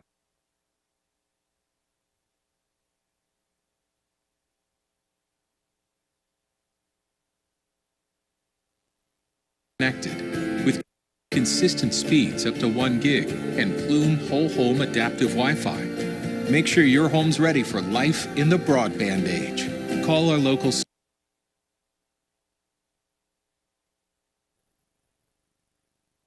service team or visit us online. When it comes to financial planning, most financial cascom.com. companies focus on your income. At Northwestern Mutual, we focus on your outcome. That's why we know what it takes to succeed both on your balance sheet and in your life. It takes the right financial partner who looks at where you are now and where you want to go and design a financial plan to take you there so you can achieve the life you're after today and every day after. Focus on your financial outcome with Northwestern Mutual. Contact Don Kirk or Sheila Davidsmeyer today at 217-285-4014.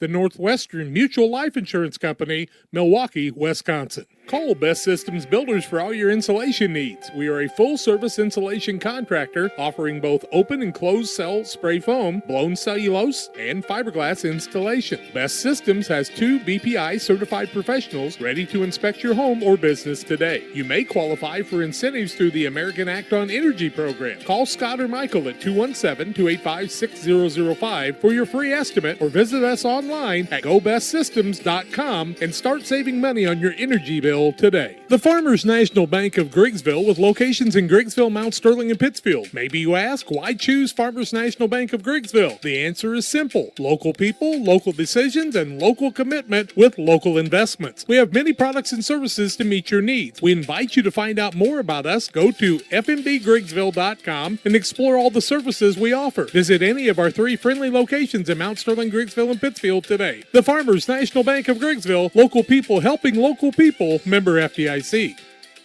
Western Illinois Fellowship of Christian Athletes offers support to our coaches, teachers, and athletes. Our mission is to help each grow in a personal relationship with Jesus Christ. Western Illinois FCA invites you to go to westernilfca.org to find out more or to join us as a financial partner. Look for some great events coming up. In May, banquets in Jacksonville and Quincy, and the $1 Million Golf Shot too. Western Illinois FCA, working for you.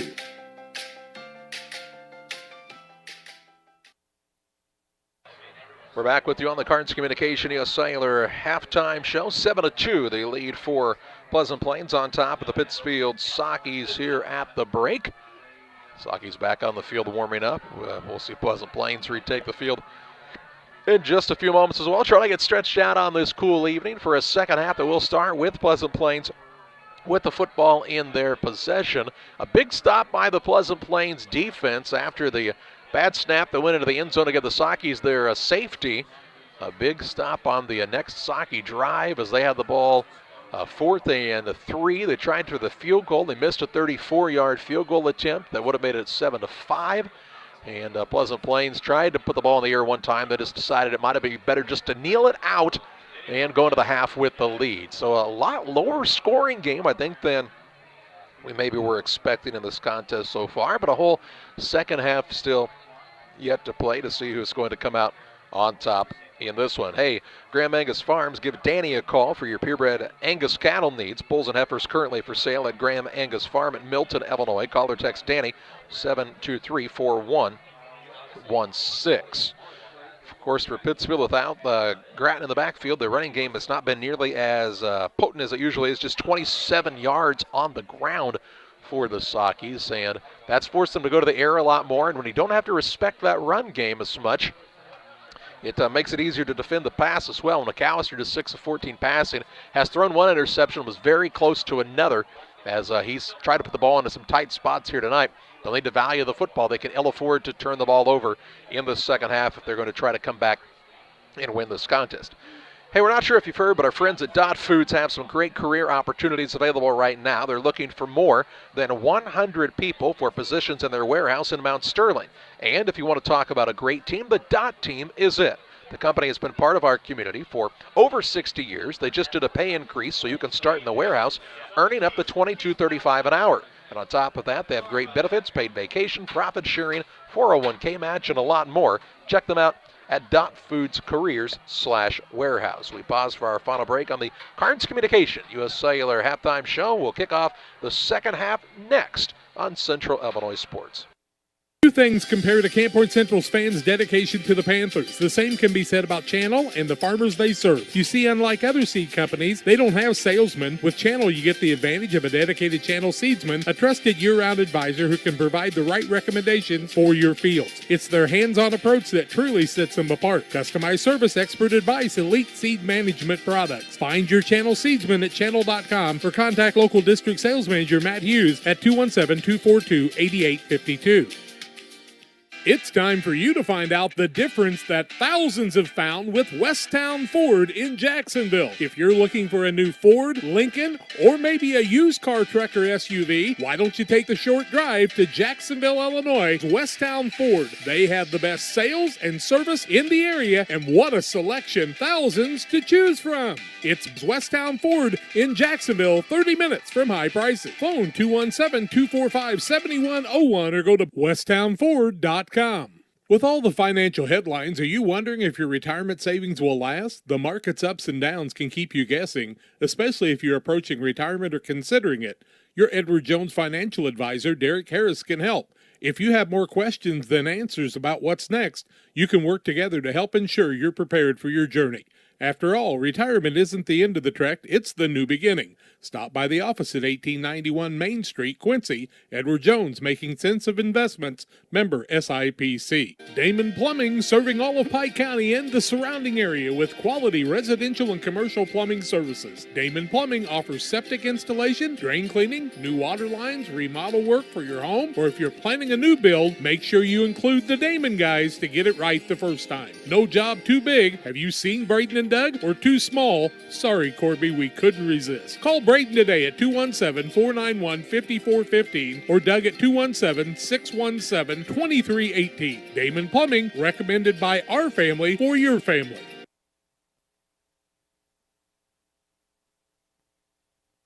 (7-2) advantage for Pleasant Plains on top of the Sockies here at the halftime break. The Cardinals will get the football to start the second half of play. And in that first half, it was the Jeremiah Carter show. Saki stopped them for a 1-yard gain a couple of times, and man, he is a big bruising back. And usually with a kid like that, when you see a second half coming along, he starts to break out some bigger runs as defenders get a little more tired, don't wrap up quite as well. So we'll have to see if the Saki defense can hold solid in the second half and try to get some stops to allow the offense to have some good field position. Petty is ready to kick this one off for the Sockies. And it looks like we see back deep for the Cardinals, Parker Kmet. And on the far side, I believe it's Mason Williams. I will tell you, the Sockies are up at the line of scrimmage, and I have not seen them in this type of setup before, so they may be trying an onside kick. Let's wait and see. They're usually a little farther back and kind of run along with Petty. They had an extra man on the kickoff team. They get him off the field before the kick, and they will kick it deep. Williams will go and try to get it up near the 10-yard line. Going to run back towards Kmet and reverses it. Kmet now looking for the far side. There's a penalty flag down. Kmet is outside. He is taken out of bounds near the 35-yard line, but a penalty flag down all the way back at the 14. So a flag there at the 14-yard line, and that will be half the distance to the goal, so it should be about the 7 is where the Cardinals will take over 1st and 10 at their own 7-yard line with 11:51 to play here in the third. Trash Queen is our scoreboard sponsor. They're serving Pike, Adams, Scott, and Morgan counties with residential, commercial, and roll-off services. They offer 10-yard, 15-yard, and 20-yard roll-off containers. 217-320-4320. First and 10 for the Cardinals. So the Cardinals at their own 7-yard line after the holding penalty on the return. They tried that reverse. See if you couldn't get the flow going one direction and come back on the other. But what it does is it does set you up in a perfect opportunity for a penalty like that. Kenninger is in the shotgun. He turns and hands the ball off to Carter. Carter's got a big gain. First down and more. He gave him some breathing room in a hurry. Out to the 21-yard line. A pickup of 14 yards and a first and 10 for the Cardinals. So a big burst of speed by Carter. He got a little rest there at halftime, and he gains 14 on his first touch of the second half. And they had the ball near their own goal line. They said, we're not going to try to play that again. We're just going to move it on out of here. We saw Cade Corja go out with an apparent injury in the first half, and we don't see him out there right now on the defensive side as Smith is in at the linebacker spot along with Anderson, who usually plays an end. They'll put a man in motion. Will the Cardinals right to left. Back to pass is Kenninger looking downfield. Has a man behind the defense. Stretches out the arms and unable to pull it in. It's Williams. Incomplete pass will stop the clock and bring up a second down and 10 at the 21. If that ball had just a little more loft, that's a touchdown. Of course, that's from the quarterback standpoint. Kenninger had said if Williams was just a hair faster, he'd have had it for a touchdown too. 11:16 to play. Clock stops here in the third. Two receivers are wide to the left, a single man to the right-hand side. Kenninger is back in the shotgun with Carter standing immediately to his left. Puts a man in motion in Komet. Now the tackle on that side went in motion as well, and that'll be a false start. So a 5-yard penalty. This will be a 2nd and 15 back to the 16. How many penalty yards now for the Cardinals, Tim? They have 27 penalty yards. Oh, and how many penalties? 4. Thank you. So it's 2nd and 15. This cool evening. You know, you see the flags on the baseball field. They have a little more wind flowing through them than this flag on the end. You think maybe it's just wrapped around the pole a little tight.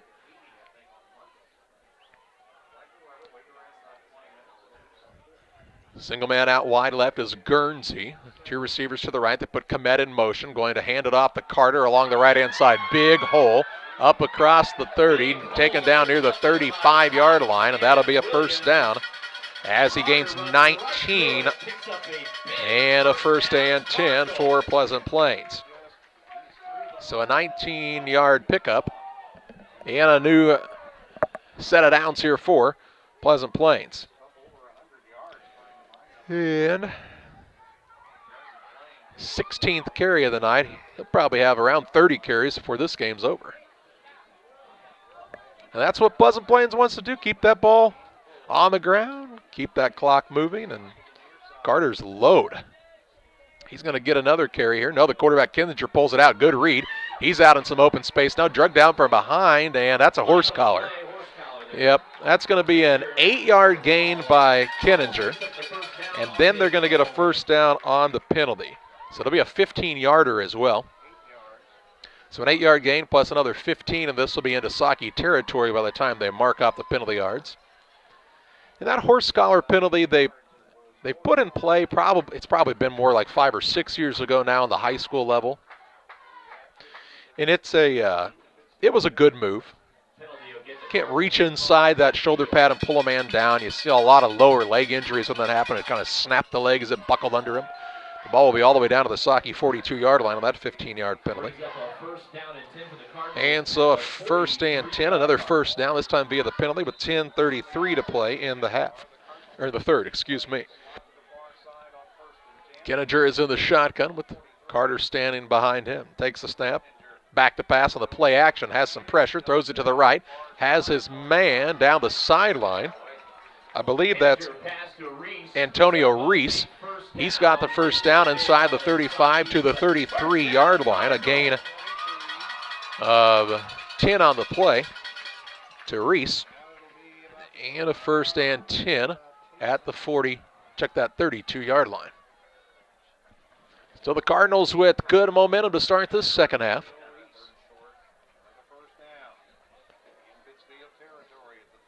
Kinninger again in the shotgun. 2 receivers left. A single man is near the sideline on the right-hand side. Takes a snap. Hands it off to Carter. Carter looking for running room. Gets another broken tackle and is taken down inside the 25 down to the 21-yard line. And that is a pickup of 11 yards on the play and a first down. The Cardinals are racking up first downs now, up to 9, and Carter's up to 117 yards on 17 carries. They've got some good balance here in the second half. Been impressed by Kinninger, the sophomore. He's played with some good poise there as the quarterback, and it helps when you can turn around and hand it off to the big back there and say, hey, you take it for a while. Now it looks like a legal motion. They had Komet in motion, and I think Carter maybe got a little bit of an early jump out of the backfield, so that'll be a 5-yard penalty. Move it back to the 26 and bring up a first and 15. Illini Express, they're here to serve you with walk-in medical care when you need it. Open 7 a.m. to 7 p.m. every Monday through Saturday on the south side of the square in Pittsfield. 9 minutes, 30 seconds to play in the third. Saki defense trying to get a takeaway here as Pleasant Plains looks like they're marching toward a touchdown. They'll hand the ball off to Carter, and he's going to be ridden down after a short gain. In fact, he might have even had a loss. Story in on the stop along with Howland. No gain on the play. And it'll bring up a second and 15. So it looked like Pittsfield kind of sold out with the on the run that time. And again, this is one of those situations where a play action pass could turn into a touchdown for the Cardinals. So you can't get sucked in too much. Kinninger's in the shotgun. He is looking to his right. There's a man wide open out there. That's Williams. He's down near the original sticks. A gain of 5 on the play. To the 21, and this will bring up a 3rd and 10. So it's maybe even just shy of 10, down to 9 yards to go. Close to the 20-yard line. So Williams on the catch. 3rd and 9. With just over 8:15 to play in the third. Got Williams and Komet to the right-hand side. Guernsey and Brees to the left. They put Carter in motion. They're going to swing it to him out there, and he couldn't bring it in. Now he tries to pick it up. They're calling that a live ball? Oh, my goodness. They called that a lateral pass. I'll be darned. So they're going to lose some yardage on this play, back near the 28-yard line. So it's an 8-yard loss, and you have to call it a run because they called it a lateral, and Carter's the unfortunate recipient of an 8-yard loss that time because he was in the vicinity of the football when he picked it up. So it's 4th and long for the 28, and do you bring Carney on for a field goal here? It'd be a long one, 40 plus. They'll just go for it here on this 4th and about 16. Kinninger is in the shotgun. Hard snap count, now back to pass. Looking left, looking downfield, looking for Guernsey in the end zone, and he's got it. He's got it for a score. Guernsey got behind the defender that time, and the 6'5 senior hauls it in on a 28-yard touchdown pass with 7:13 to play in the third. That makes it 13-2 Cardinals. And again, they execute on a big pass play. They had Williams on a big catch in the end zone earlier. They used Guernsey this time on his first catch of the night from 28 yards out. Carney on for the extra point try, trying to make it a 14-2 score. The hold is down. The kick is up. The kick looks to be short, and it's good. He snuck it in on the right-hand side. Ooh, he got it in just by the hair of all hairs there and makes it 14-2. Cardinals on top of the Sockies. 7:13 to play in the third as you watch high school football on Central Illinois Sports. Pike County Glass, what do you think of? Is it storm window and screen repair, commercial doors, windows and storefronts? Maybe it's auto glass repair, including windshields, rock chip repair, side glass and back glass. Or it could be screen and porches, glass showers and doors, and, well, you get the point. Glass is in their name, and glass is what they do. Pike County Glass, serving the entire area with high-quality craftsmanship, products, and customer service that's second to none. You'll find Pike County Glass at 1071 West Washington Street in Pittsfield, or call them at 217-285-4275.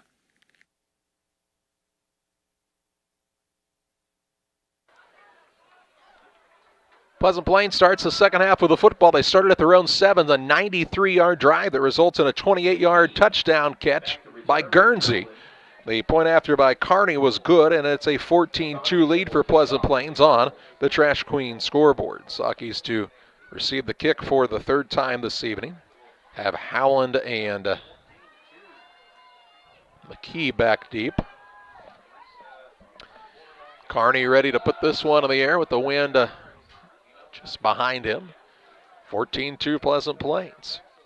That was on a fourth down at about 16, and they went for 28 yards in the end zone instead and used the height of Guernsey to their advantage. Now they try an onside kick attempt. The Saukeys will dive on it, and they'll get good field position up at their own 48-yard line. So up to their own 48 with 7:10 to play in the third. And you know what?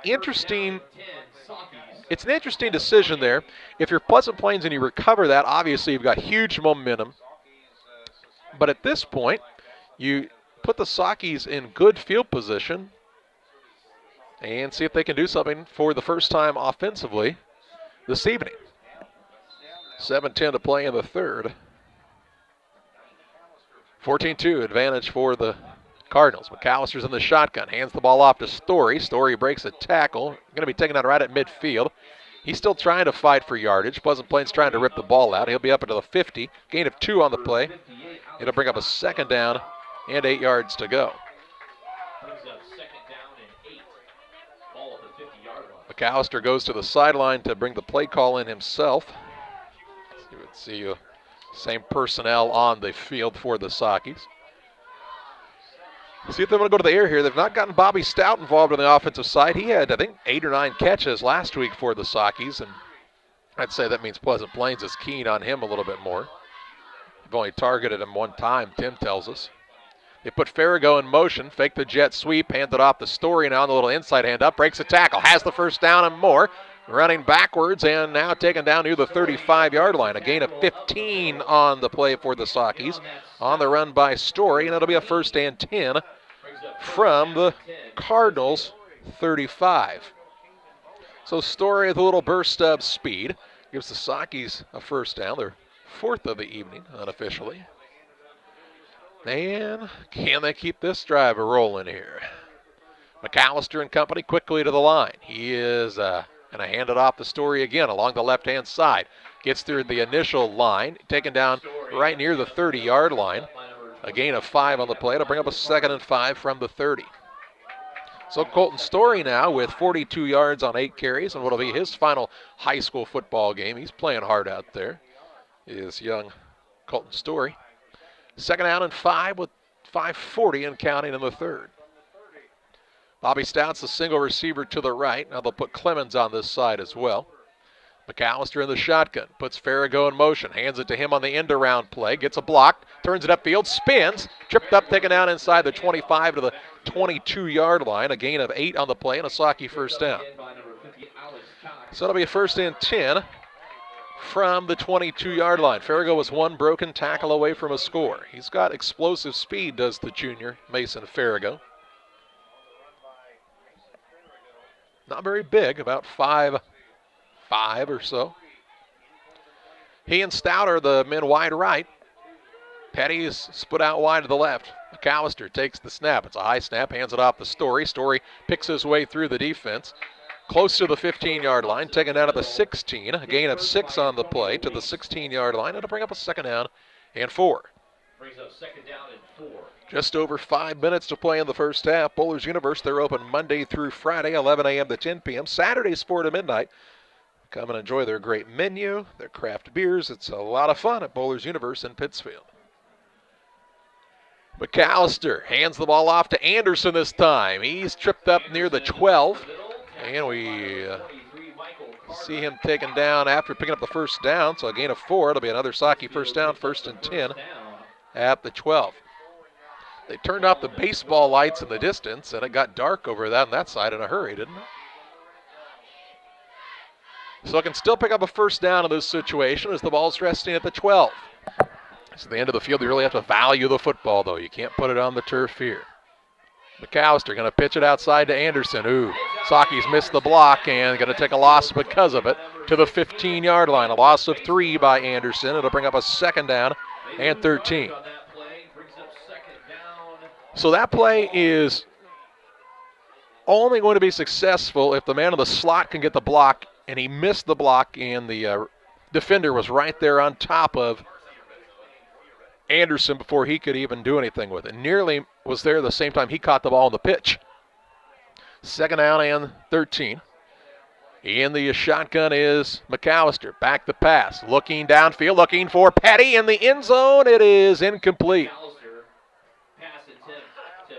It was right there. Could not make the connection that time, though. Incomplete pass stops the clock. 3rd and 13 with 3:40 to play from the 15-yard line.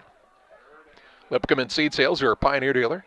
They can also assist you with crop insurance and precision farming. Call Brett Lipcom 242-2703 or Aaron Lipcom 430-4516. Stout and Petty will be the receivers on the left. Farrago on the right. McAllister in the shotgun. He's back to pass. Looking left, well covered. Now throws it out for Stout. It's picked off. This could be a pick 6. Picked off and down the far sideline at the 40, 50, 45, 40. Burst of speed at the 35 and wrestled down all the way back, and the ball loose at the end. I believe that was Komet on the interception. Then there was a fumble at the end, and the Cardinals recover it all the way down to the Saukey 18-yard line. So Pittsfield was knocking on the door, it appeared, and instead the Cardinals get the big interception and return it all the way to the 18. I think that was Parker Komet, was it not? 3:25 to play in the 3rd, and the ball is right at the, I do believe it's the 19. Ouch. So to the 19-yard line of the Saukeys, 3:25 to play in the 3rd, 1st and 10 for Pleasant Plains, leading 14-2 on the Trash Queen scoreboard. And that is a back-breaking type of play. Kenninger is in the shotgun. He's back the pass, looking downfield, looking for the end zone, and the man leaps. Did he catch it? That's Williams. He's incomplete. Incomplete. They say he was out of the back of the end zone. So an incomplete pass will bring up 2nd and 10 from the 19. Ooh, that was close, though. He could not have been out of the back of the end zone by much. 3:18 to play in the 3rd. The bell ringer, he jumped the gun a little bit there. 3:18 to play in the 3rd. Kenninger, 2 receivers to his left, takes the snap, hands it off to Carter in the backfield. They're running behind the lead blocker, taken down near the 13-yard line. Gain of 6. And they'll bring up a 3rd down and 4 from the 13. Corget's back out there on the defensive side now after not being out there on the first defensive series of the half. So a 3rd down from the 13-yard line. 2:45 and counting in the 3rd. Cardinals with a 14-2 lead, looking to expand on that here. Kenninger in the shotgun. 2 men to his right, a single man is Guernsey to his left. Fakes the handoff. Back to pass. Rolling right. Keeps his eyes downfield, and it's caught in the end zone. That's Williams again. Williams with the catch. And a 13-yard reception this time by Williams. His 2nd touchdown reception of the night, and makes it 20-2 Pleasant Plains on the Trash Queen scoreboard. So after the big interception return deep in Saukey territory, that game, this game has turned very quickly. It looked like Pittsfield was going to get a score. Be right back into this. Pleasant Plains takes advantage of the interception. The extra point attempt by Kearney now is up, and it is good. And it's 21-2. Pleasant Plains with the advantage over the Sockies. 2:29 to play in the third on Central Illinois Sports. Here, Pike County Glass, what do you think of? Is it storm window and screen repair, commercial doors, windows and storefronts? Maybe it's auto glass repair, including windshields, rock chip repair, side glass and back glass. Or it could be screen and porches, glass showers and doors, and, well, you get the point. Glass is in their name, and glass is what they do. Pike County Glass, serving the entire area with high-quality craftsmanship, products, and customer service that's second to none. You'll find Pike County Glass at 1071 West Washington Street in Pittsfield, or call them at 217-285-4275.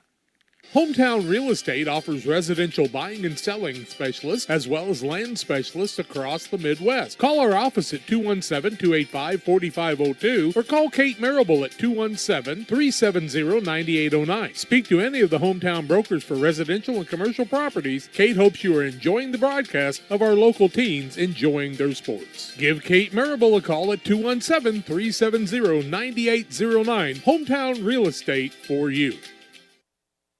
Well, the Kenninger to Williams connection for the second time tonight puts Pleasant Plains up 21-2, 2:29 to play in the third. Kearney on to kick the ball off here for the Cardinals. They tried the onside attempt the last time. This time they'll kick it deep. Straight down the middle of the field. It'll be taken by McKee. He's trying to turn it upfield now. Picking up, still on his feet. That's actually Howland. Howland's on the return here. He's still trying to fight for some yardage. Put up a valiant effort after having a ball hit the turf. Takes it out to the 28-yard line, and that's where the Sockies will start first and 10 at their own 28 with 2:15 to play in this third period. It's 21-2. Pleasant Plains on top of the Sockies. The Pike County Express is your local family-owned newspaper. They've been serving Pike County since 1991. You can check them out each Wednesday on a newsstand near you. So the Socky offense back to work here after throwing the interception on their last drive. McAllister is in the backfield, takes the snap, fakes the handoff, back to pass. Looking down the middle, it is nearly picked off again. Stout was the intended receiver.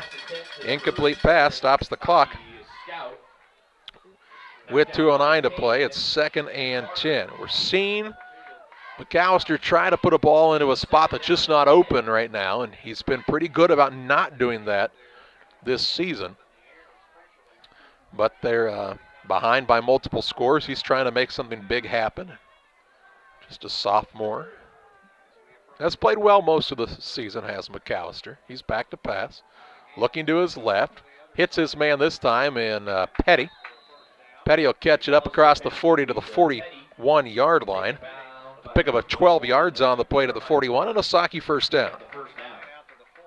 So J.J. Petty with his first catch of the night. And to their own 41-yard line go the Sockies, so just under 2 minutes to play in the third. Stout and Farrago are the men split wide right. Petty is back out on the left. McAllister back to pass again. Sets his feet, throws to Clemens this time. Clemens hit and taken down after a short drive. Carter in on the stop.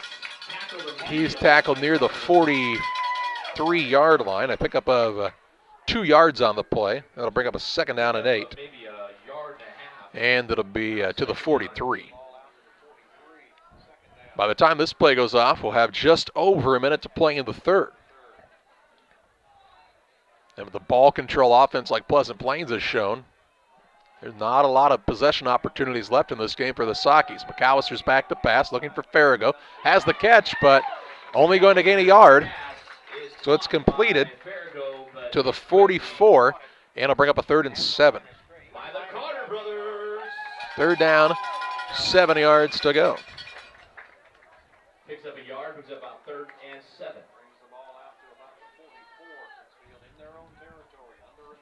45 seconds to play in this third period. Farrago and Stout are split wide right. Sockies have 2 men to the left. McAllister's back to pass. Pump fakes. Now throws downfield. It's going to be, probably should have been picked off again. I don't think McAllister and Palmer were on the same page at all that time. McAllister was looking for him to go deep. Palmer had kind of broken the route off earlier, and it's an incomplete pass. And really, in that scenario, that was about the best thing that could happen for the Sockies. They weren't going to make a completion, obviously, because that very well could have been the third interception of the contest, or fourth. Third interception. Has thrown 2. He's thrown the ball 21 times as Weston McAllister, and the Sockies will go for it here with 33.9 seconds to play in the third. 4th down and 7 from their own 43-yard line. McAllister back to pass. Looking left, looking downfield. Petty's behind the defense. He's got it. Tries to cut back to the middle of the field now. Is still on his feet looking for running room. Needs to go down. He's taken down up at the 42-yard line. So a pickup on the play of 15 yards and a Socky first down. To the 42-yard line of Pleasant Plains with 22.7 seconds to play in the third. I think JJ ran backwards for about 5 yards, though. He could have had another positive 5 yards on that. They'll hand the ball off to Story now. A little trouble with the exchange that time. Is able to tuck it away and take it inside the 40 to the 39-yard line. A gain of 3 on the play. It'll bring up a 2nd down and 7. And with 10 seconds to play in the third, that very well could be the final play of the quarter. Sockies will hustle to the line, trying to get a play off here. They come set with 2-1. They will get the snap off. Back to pass is McAllister. Pump fakes twice. Now throws down the middle. Has his man in Petty. Petty on his feet. Running away for the defense. 10, 5, and he's in. He's in for the score. J.J. Petty from McAllister this time. A 39-yard touchdown strike. And puts a score on the board. And we're going to see a rarity, a kickoff to start every quarter in the football game. I don't know that I've ever seen that. Very weird. 21-8 the score as J.J. Petty came across the middle on a couple of pump fakes. And now the Sockies will come on for the extra point attempt with Petty, the kicker. And after he just ran that 39 yards, he says, let me try to catch my breath for a moment as we try to kick this one through. Jeremiah Jackson is down on a knee for the hold. 21-8 the score at the moment. Petty trying to make it a point closer if he could split the uprights with this one. The snap is good. The hold is down. The kick is up, and the kick is good. 21-9 at the end of 3 quarters. Pleasant Plains on top of the Pittsfield Sockies. 4th quarter play-by-play coming your way after this. Have a chance to help Western Illinois Fellowship of Christian Athletes raise needed funds for their ministry and have a shot at winning $1 million. You will also have a chance to win one of 18 other prizes from $15,000 to $40,000, like cruises, vacation trips, 4-wheelers, side-by-sides, cars, trucks, hunting trips, and many more. Be watching for details. For more information about being a business sponsor, contact Jack Hall at 217-473-5151 or go to westernilfca.org. The $1 million golf shot coming in June and July to area golf courses. If your job situation is changing because of layoffs or restructuring, you may have to make several decisions. One important decision may be what to do with your retirement plan. Make sure your retirement stays on track. Derek Harris, your Edward Jones financial advisor, can help. Stop by the office at 1891 Main Street in Quincy, Illinois. Edward Jones, making sense of investing. Member SIPC. Well, maybe one of the rarest things you're ever going to see. A kickoff to start every quarter. As Pleasant Plains scored to end the first, the Sockies scored to end the third. It's 21-9, Pleasant Plains on top. And if you're Pittsfield, down by a couple of scores, the way Pleasant Plains is able to run the ball, I'd say you're onside kicking here. I mean, I don't know they have many options, quite honestly, other than to try to onside and see if you can't get the ball right back. But you give it to Pleasant Plains, they're going to take at least 4 or 5 minutes off the clock, if not more. Petty has his hand in the air. He's gotten the whistle from the official. He'll put his foot into this one. It's a kick that is on the ground, but it goes way downfield. The man's going to take it up at about the 15-yard line. This is Komet. Komet's going to be taken down after really no return. Back near the... I think they're going to put him at about the 15 on the forward progress. Call it the 16-yard line. And there's 11:53 to play in the ballgame.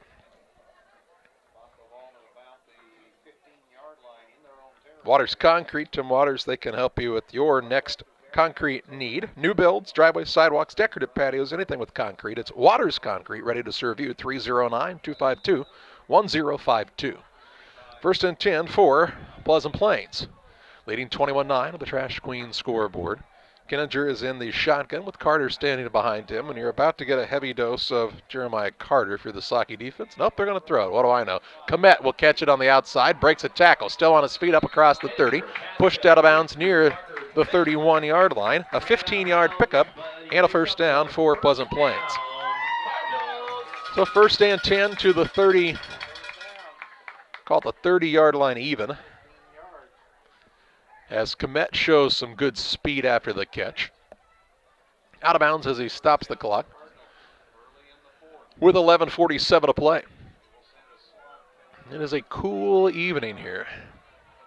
Kinninger is in the shotgun. Two receivers are wide to either side. He will bark out the signals, takes the snap, hands it off to Carter along the left. Carter breaks a tackle, spins away from another man. Is down at about the 37-yard line. A gain on the play of 7 yards. It'll bring up a second down and 3. So another carry for Carter, his 21st of the night. He's had to slow down a little bit there. 122 yards on the ground for that young man. So second down and 3 yards to go here for the Cardinals. And kind of looking at the sideline. Still a lot of time left on the play clock here. Cardinals are ready to go, though. Kinninger hands it off to Carter. Carter is hit and taken down after a short gain. He's shy of the first down marker. Gains a yard on the play out to the 38. In on the stop for the Saukeys that time is Caden Hittner. Playing both sides at a defensive lineman, offensive lineman spot is Caden tonight. He's just a junior for the Saukey squad. And it's third down and about 1.5 yards to go. Have to watch the hard count here if you're the Saukey defense. Don't get drawn off sides. Kinninger is in the shotgun. He puts a man in motion and Komet. He will hand it off to Carter. Carter's got the first down and more. 50-yard line. Taken down just shy of the 45. Nope, down to the 45 even. That's a pickup of 17 yards on the play and a first down for Pleasant Plains. So a first and 10 here for the Cardinals. How many first downs on the evening now, Tim? 10 first downs. Thank you, Tim. 10-12 to play. And the clock counting down here in the final quarter. 21-9.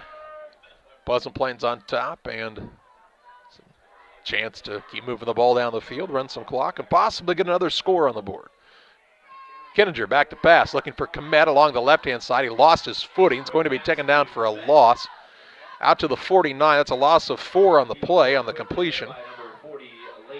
So this brings up a second down and 14. You know, the way Komet caught that ball, it almost like he was catching it to set up to try to throw. I'm not sure if that's just my eyes deceiving me there or if that's what he was trying to do. But his feet went out from under him there, and he's taken down for the loss. Second and 14 with just over 9 minutes to play.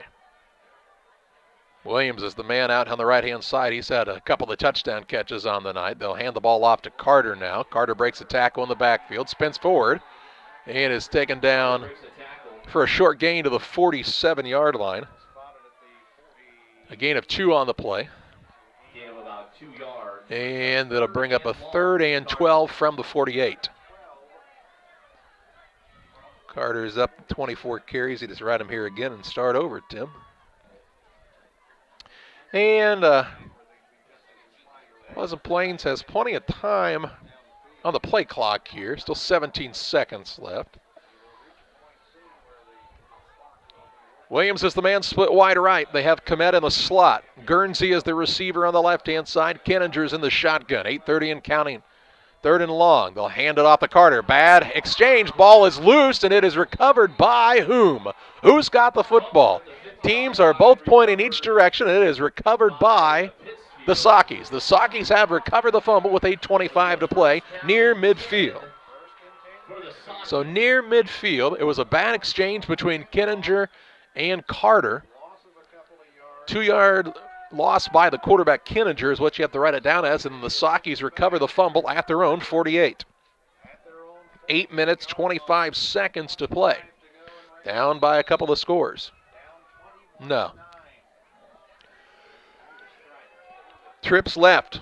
Bobby Stout is out to the right-hand side. McAllister stands in the shotgun with Story to his right. He's back to pass. Standing tall in the pocket. Looks downfield. Has Farrago open in the flats. Taken down inside the 40 to the 39-yard line. It's enough for a first down. A 12-yard pickup for the Sockies. Call it 13 yards, in fact, to Farrago to the 39. To the Cardinals' 39-yard line, to be exact, with 8:16 to play. Still a lot of time left in this contest, isn't there?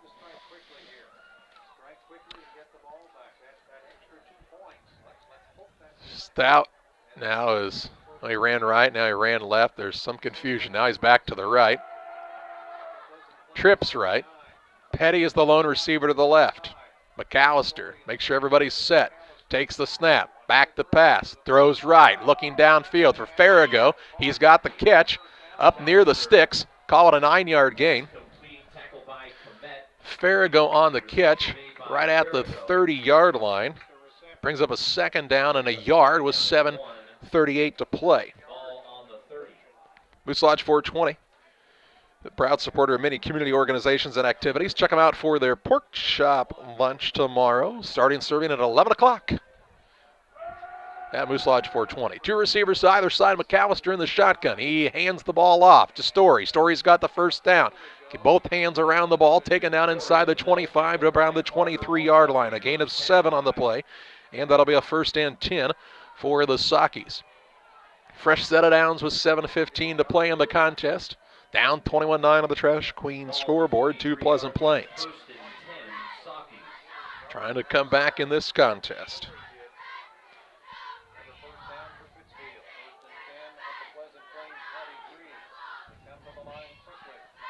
Back to pass is Weston McAllister, looking right. It is up for grabs, and it's incomplete. Ooh, dangerous pass. He kind of stared down his intended receiver that time,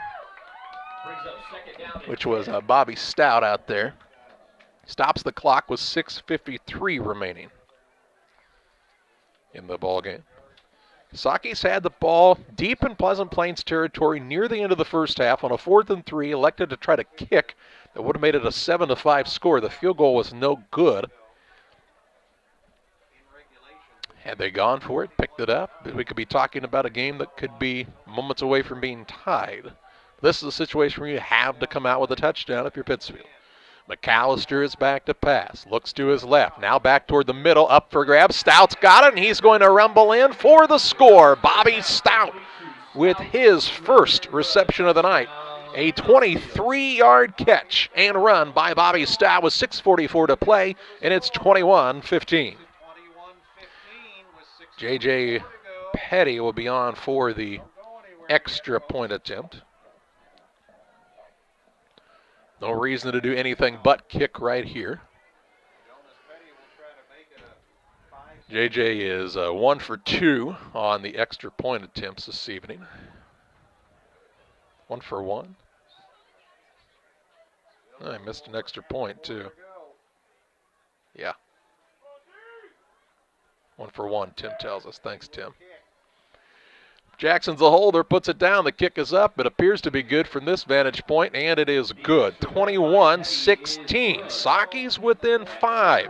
6:44 to play in the contest. Stay tuned on Central Illinois Sports.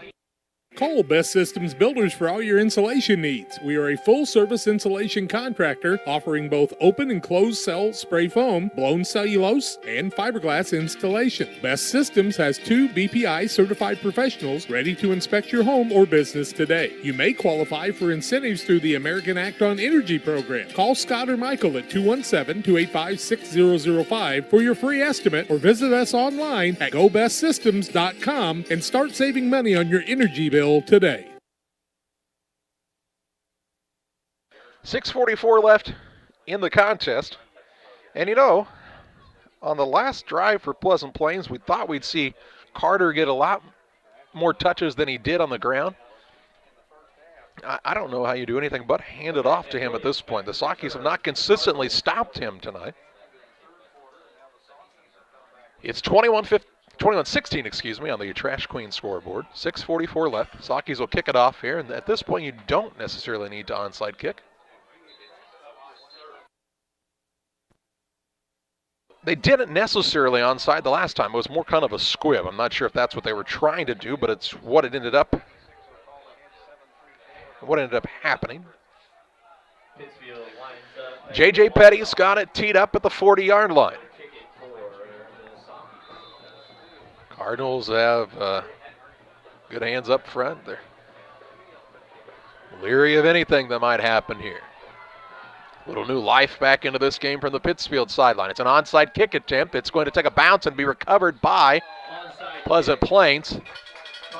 Good job by the young man over there to get on that football. That looks to be, is that a 54? That is, don't have a 54.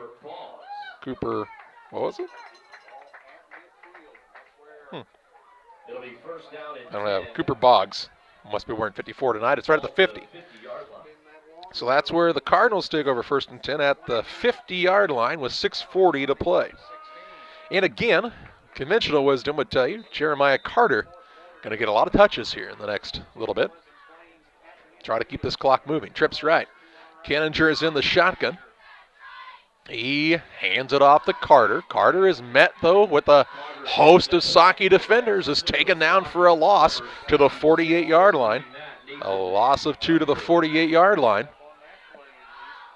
And it's 2nd down, and they gave him a 3-yard loss, Tim, to the 47. 3-yard loss, 2nd and 13. 6:19 and counting. I think that's the second time tonight Pittsfield has stopped him for negative yardage. Hadn't happened much in 25 carries. Trips right, single receiver to the left. Kenninger's in the shotgun. He'll take the snap with just under 6 minutes to play. Kenninger, the sophomore, is back to pass, looking for Komet.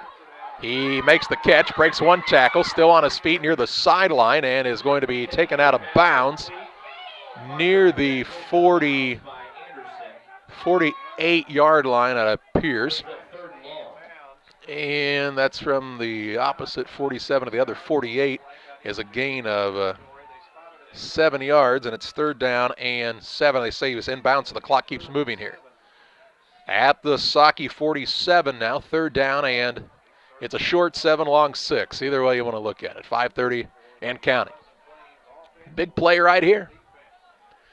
2 receivers to the right, a single man split out wide to the left-hand side. He's a mile away over there. Kenninger is in the shotgun. Blows on that right hand to try to get a little warmth into it. He puts a man in motion, and Komet hands it off to Carter. Carter dives forward. He's close to the 1st down marker. It appears to be shy, though. Shy to the 41, a gain of 6.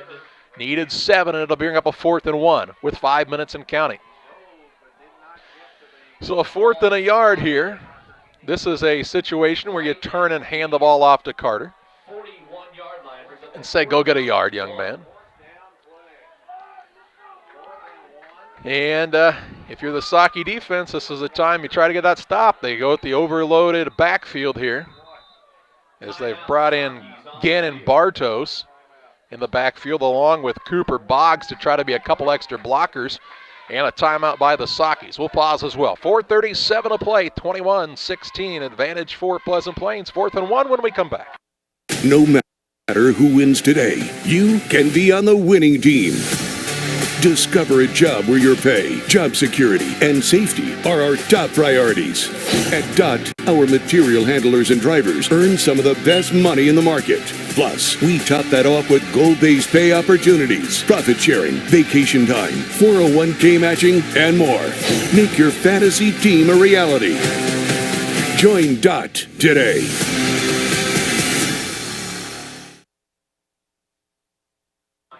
Four minutes, 37 seconds remaining. 21-16, Pleasant Plains on top, and they've got the ball 4th and 1 from the Socky 41-yard line. Full house backfield. behind Kenninger, who I think is going to set up under center, and that would be the second snap that he's taken under center. The last that he was there was the last play of the first half where he kneeled the ball. So if you're predominantly in the shotgun, sometimes that becomes something that can be an issue.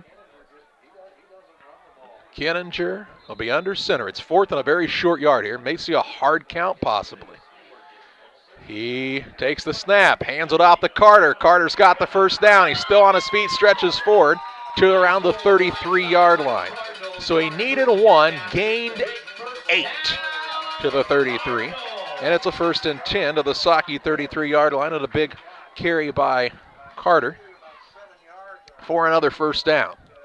Keeps the clock moving and gets a clean set of downs here for Pleasant Plains.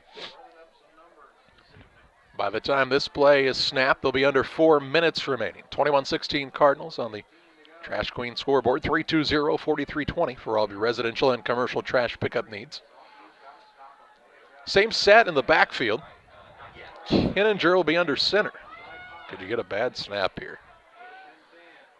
The sophomore quarterback takes the snap, hands it off to Carter. Carter's met with some resistance, but bounces outside. He's taken down inside the 30 to around the 28-yard line. A gain of 5 yards on the play, and it'll bring up a 2nd down and 5. Smith in on the stop, 2nd and 5. Carter, he's finishing some runs right now. He's got 158 yards on 28 carries.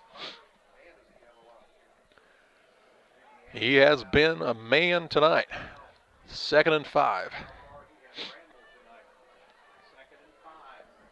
No hurry out of the huddle here for Pleasant Plains. Looking up at the clock, saying how fast can we get that thing to run down. Full house backfield again. Carter stands about 6 yards deep. Kenninger takes the snap, hands it off to Carter. Carter's got the first down. He is up to the 15-yard line, a gain of 13, and a 1st and 10 for the Cardinals from the Saki 15. So another 15, another first down. And there's under 3 minutes to play now.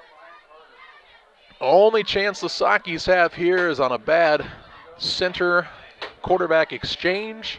Trying to rip the ball out of the hands of Carter. Good luck. They need some sort of a mistake by Pleasant Plains if they're going to get the ball back down by a single score here. Kenninger is under center for the Cardinals. Staring at the play clock here. Sets up with just 5 seconds on the play clock. Takes the snap. Hands it off to Carter. Carter is hit, and he's still keeping those legs churning. And the initial hit that time was Cameron Walker.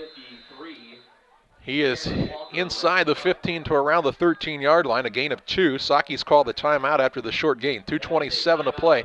21-16 is the advantage for Pleasant Plains on top of the Sakis. A timeout will take it 2 on Central Illinois Sports.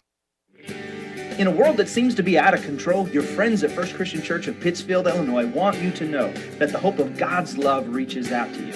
God loves you, and He has a purpose for your life. If you'd like to learn more about this, we invite you to join us at 8 a.m. or at 10:30 on Sunday mornings at 225 North Memorial Street in Pittsfield, or online at fccpittsfield.org, our Facebook page, or our YouTube channel. First Christian Church of Pittsfield, Illinois, a safe place to learn and grow.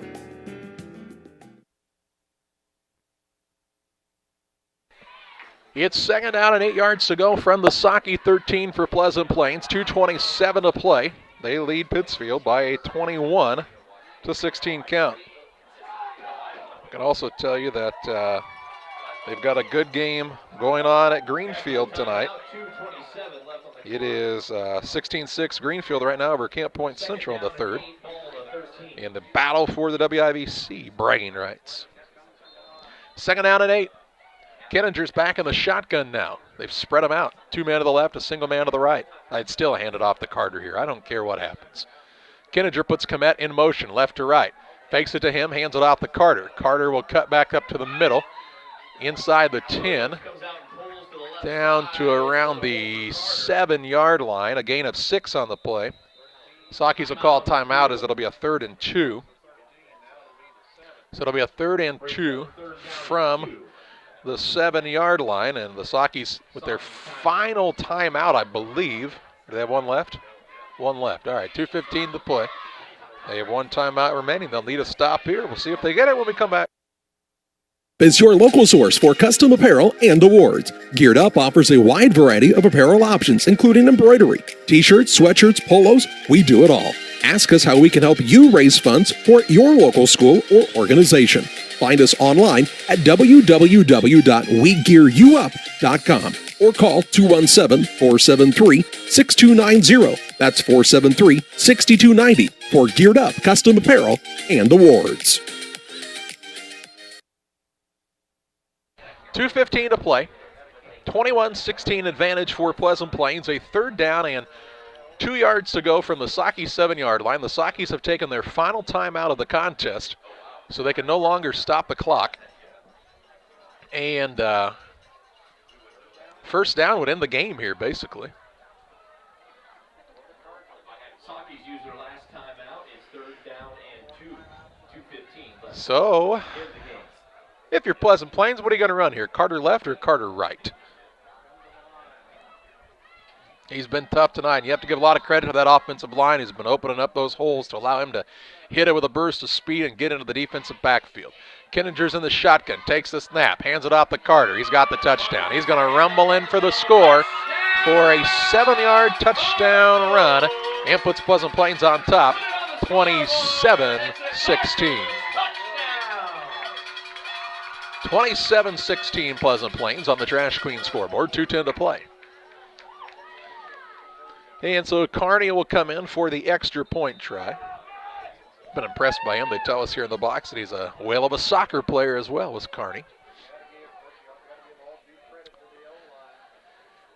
Kearney is ready to roll. Kinninger is the holder. The snap's a good one. The hold's down. The kick is up, and the kick is good by a mile. And it makes it 28-16. Pleasant Plains on top. 2:10 to play. Back with you after this. Call Best Systems Builders for all your insulation needs. We are a full-service insulation contractor offering both open and closed cell spray foam, blown cellulose, and fiberglass installation. Best Systems has 2 BPI certified professionals ready to inspect your home or business today. You may qualify for incentives through the American Act on Energy program. Call Scott or Michael at 217-285-6005 for your free estimate, or visit us online at gobestsystems.com and start saving money on your energy bill today. 2:10 to play. 28-16 Pleasant Plains on top as Carter took it in from 7 yards out. He's got, Tim tells us, 32 carries for 186 yards on the ground. He has been impressive.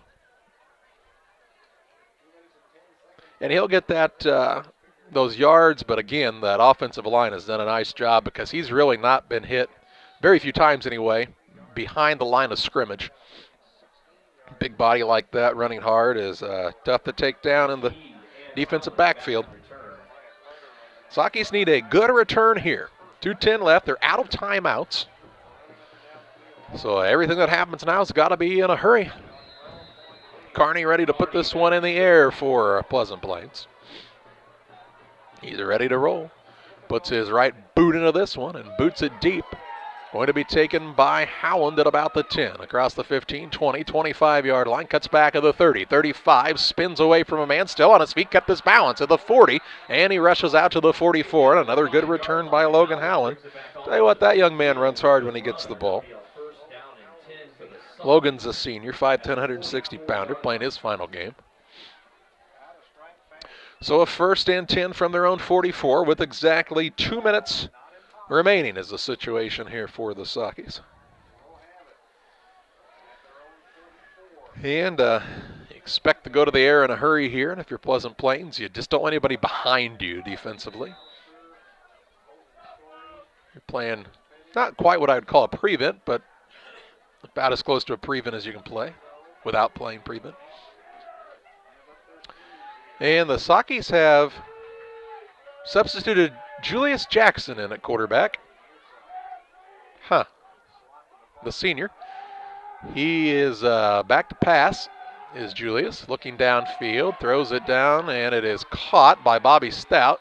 Stout will rush forward close to the first down marker. That's Julius Jackson's first pass of the night. It's a 9-yard pickup.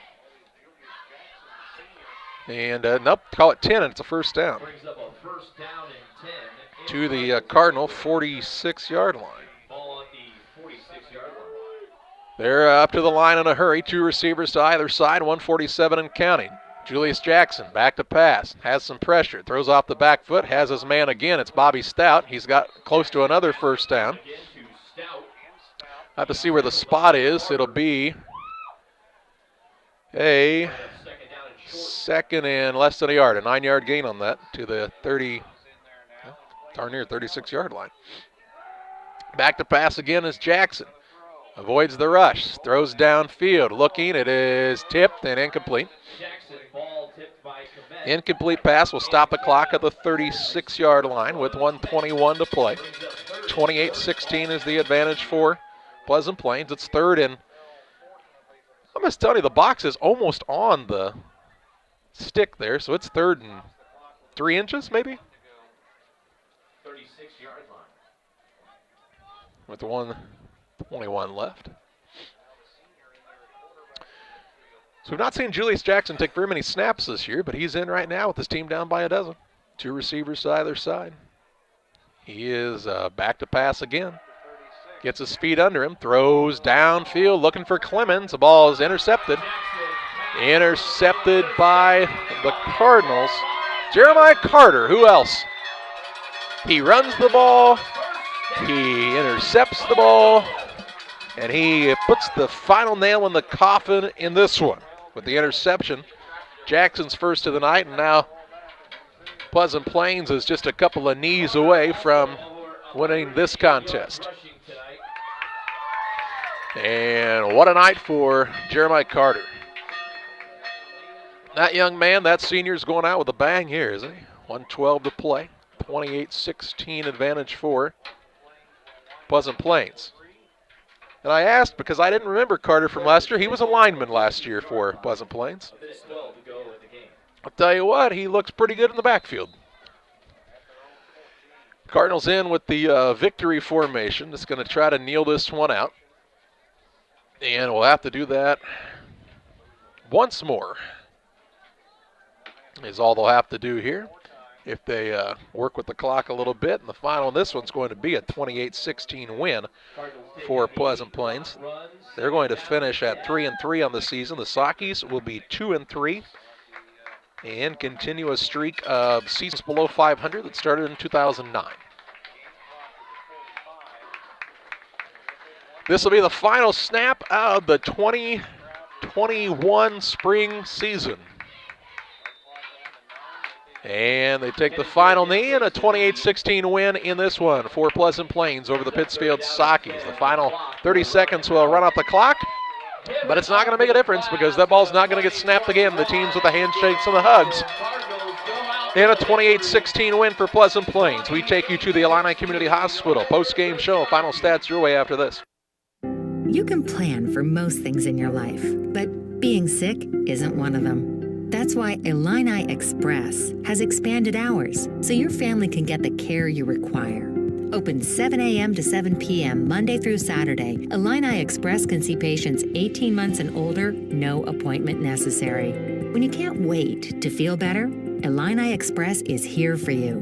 Located on the square in Pittsfield. Learn more at IlliniHospital.org. Dear Western Grain Service is your progressive feed and grain resource for Western Illinois. They offer a full range of feed products for all species and many grain merchandising opportunities with locations in Golden, Paloma, Mount Sterling, Clayton, La Prairie, Liberty, Industry, Carthage, and Blandonsville. For more information, call Dear Western Grain Services 696-4461. That's 696-4461 or on the web at dearwesterngrain.com. Welcome to Westtown Ford, serving Central and West Central Illinois. When you're shopping for a new vehicle, we believe you need a comfortable ambiance, dynamic selection of vehicles, competitive options for financing, and high-quality service to feel confident and stress-free throughout the car buying process. At Westtown Ford, you will find just that, a great selection of Ford models and a team that will make the process as smooth as possible. Westtown Ford Lincoln in Jacksonville, just 30 minutes away from high prices. The caring and experienced professionals at Hamilton Funeral Homes are here to support you through this difficult time. We offer a range of personalized services to suit your family's wishes and requirements. You can count on us to help you plan a personal, lasting tribute to your loved one, and will carefully guide you through the many decisions that must be made during this challenging time. You're welcome to call us at any time of the day, any day of the week. Visit our funeral home in person or on the web at hamiltonfuneralhome.com. Call 217-593-6517. Welcome back to the postgame show presented by Illini Community Hospital. Since 1942, Illini Community Hospital has been serving the community with high-quality medical care close to home. Learn more about their services by visiting IlliniHospital.org. A 28-16 final in this one as Pleasant Plains picks up the victory over the Sockies. They scored first on a 23-yard pass as time expired in the first quarter. Kinninger to Williams. The kick was good and made it 7-0. The Sockies got their lone score of the first half on a safety on a bad snap by the Cardinals deep in their own territory with 1:10 to play to make it 7-2 at the half. The Cardinals scored with 7:18 to play in the third. A 27-yard pass from Kinninger to Guernsey this time. The kick after by Carney was good to make it 14-2. The Cardinals would extend on their lead with 2:29 to play in the third. A 13-yard pass. Kinninger found Williams once again. The kick by Carney again was good, and it was a 21-2 score. The Sockies scored as time expired in the third. A 33-yard pass from McAllister to J.J. Petty. J.J. Petty's kick was good as well to make it 21-9. Pittsfield pulled it within 5 with 6:44 to play on a 23-yard pass from McAllister to Stout. The kick by Petty was good, and it was 21-16. But the Cardinals, with the big score with 2:10 to play, a 7-yard run by Jeremiah Carter. The kick was good, and that's how we got to this 28-16 final. Carter was a man tonight, 186 yards on 32 carries, I believe, and what a night for that senior, as he helps lead the Cardinals to their third victory of the year. Kinninger carried the ball 6 times for 4 yards, and I don't have anybody else touching the ball out of the backfield tonight for Pleasant Plains, and why would you? Kinninger on the night was 10 of 16 passing for 106 yards. Receptions made by Mason Williams, 4 catches, 49 yards, and a couple of scores. Parker Komet with 4 catches, 20 yards. 27 yards on a touchdown catch by Justin Guernsey, and a single catch for Antonio Reese from 10 yards out.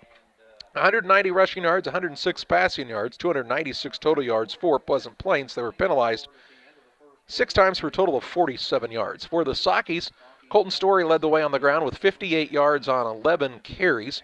Nate Anderson carried the ball 7 times for 16 yards. Farrago 2 carries, 5 yards, and Lanny Elliott had a single carry for -5 yards.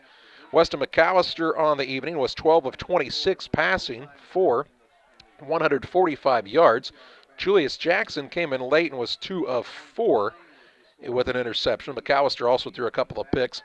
Passes this evening going to Joel Clemens, 4 catches, 43 yards. Bobby Stout with 3 catches for 42 yards. Mason Farrago had 4 receptions for a total of 30 yards. 27 yards on 2 catches for J.J. Petty. Ethan Palmer a single catch for 18 yards, and Colton Story had a single catch for 4 yards. The Sockies had 74 rushing yards, 164 passing yards, 238 total yards. They were penalized 3 times for a total of 20 yards. Time to name our player of the game. It's presented by Edward Jones Financial Advisor Derek Harris. Financial investments are important, but so are the investments of time, patience, and encouragement our young athletes receive from their coaches, parents, teachers, and mentors. Derek Harris, your Edward Jones Financial Advisor, understands this. That's why Derek Harris is a proud sponsor of the player of the game on Central Illinois Sports. And it was the Jeremiah Carter show tonight at Pleasant Plains. 186 yards and a touchdown for that senior. And he also got the interception right at the end to seal the deal in this one for Pleasant Plains. They moved to 3-3 on the season. The Sockies finished 2-3, and we bid you farewell from the spring football season, hopefully for the final time we ever have to refer to that in high school football. Final on this one, a 28-16 win for Pleasant Plains over the Sockies. For Tim Hull, I'm Charlie Hull. It's been another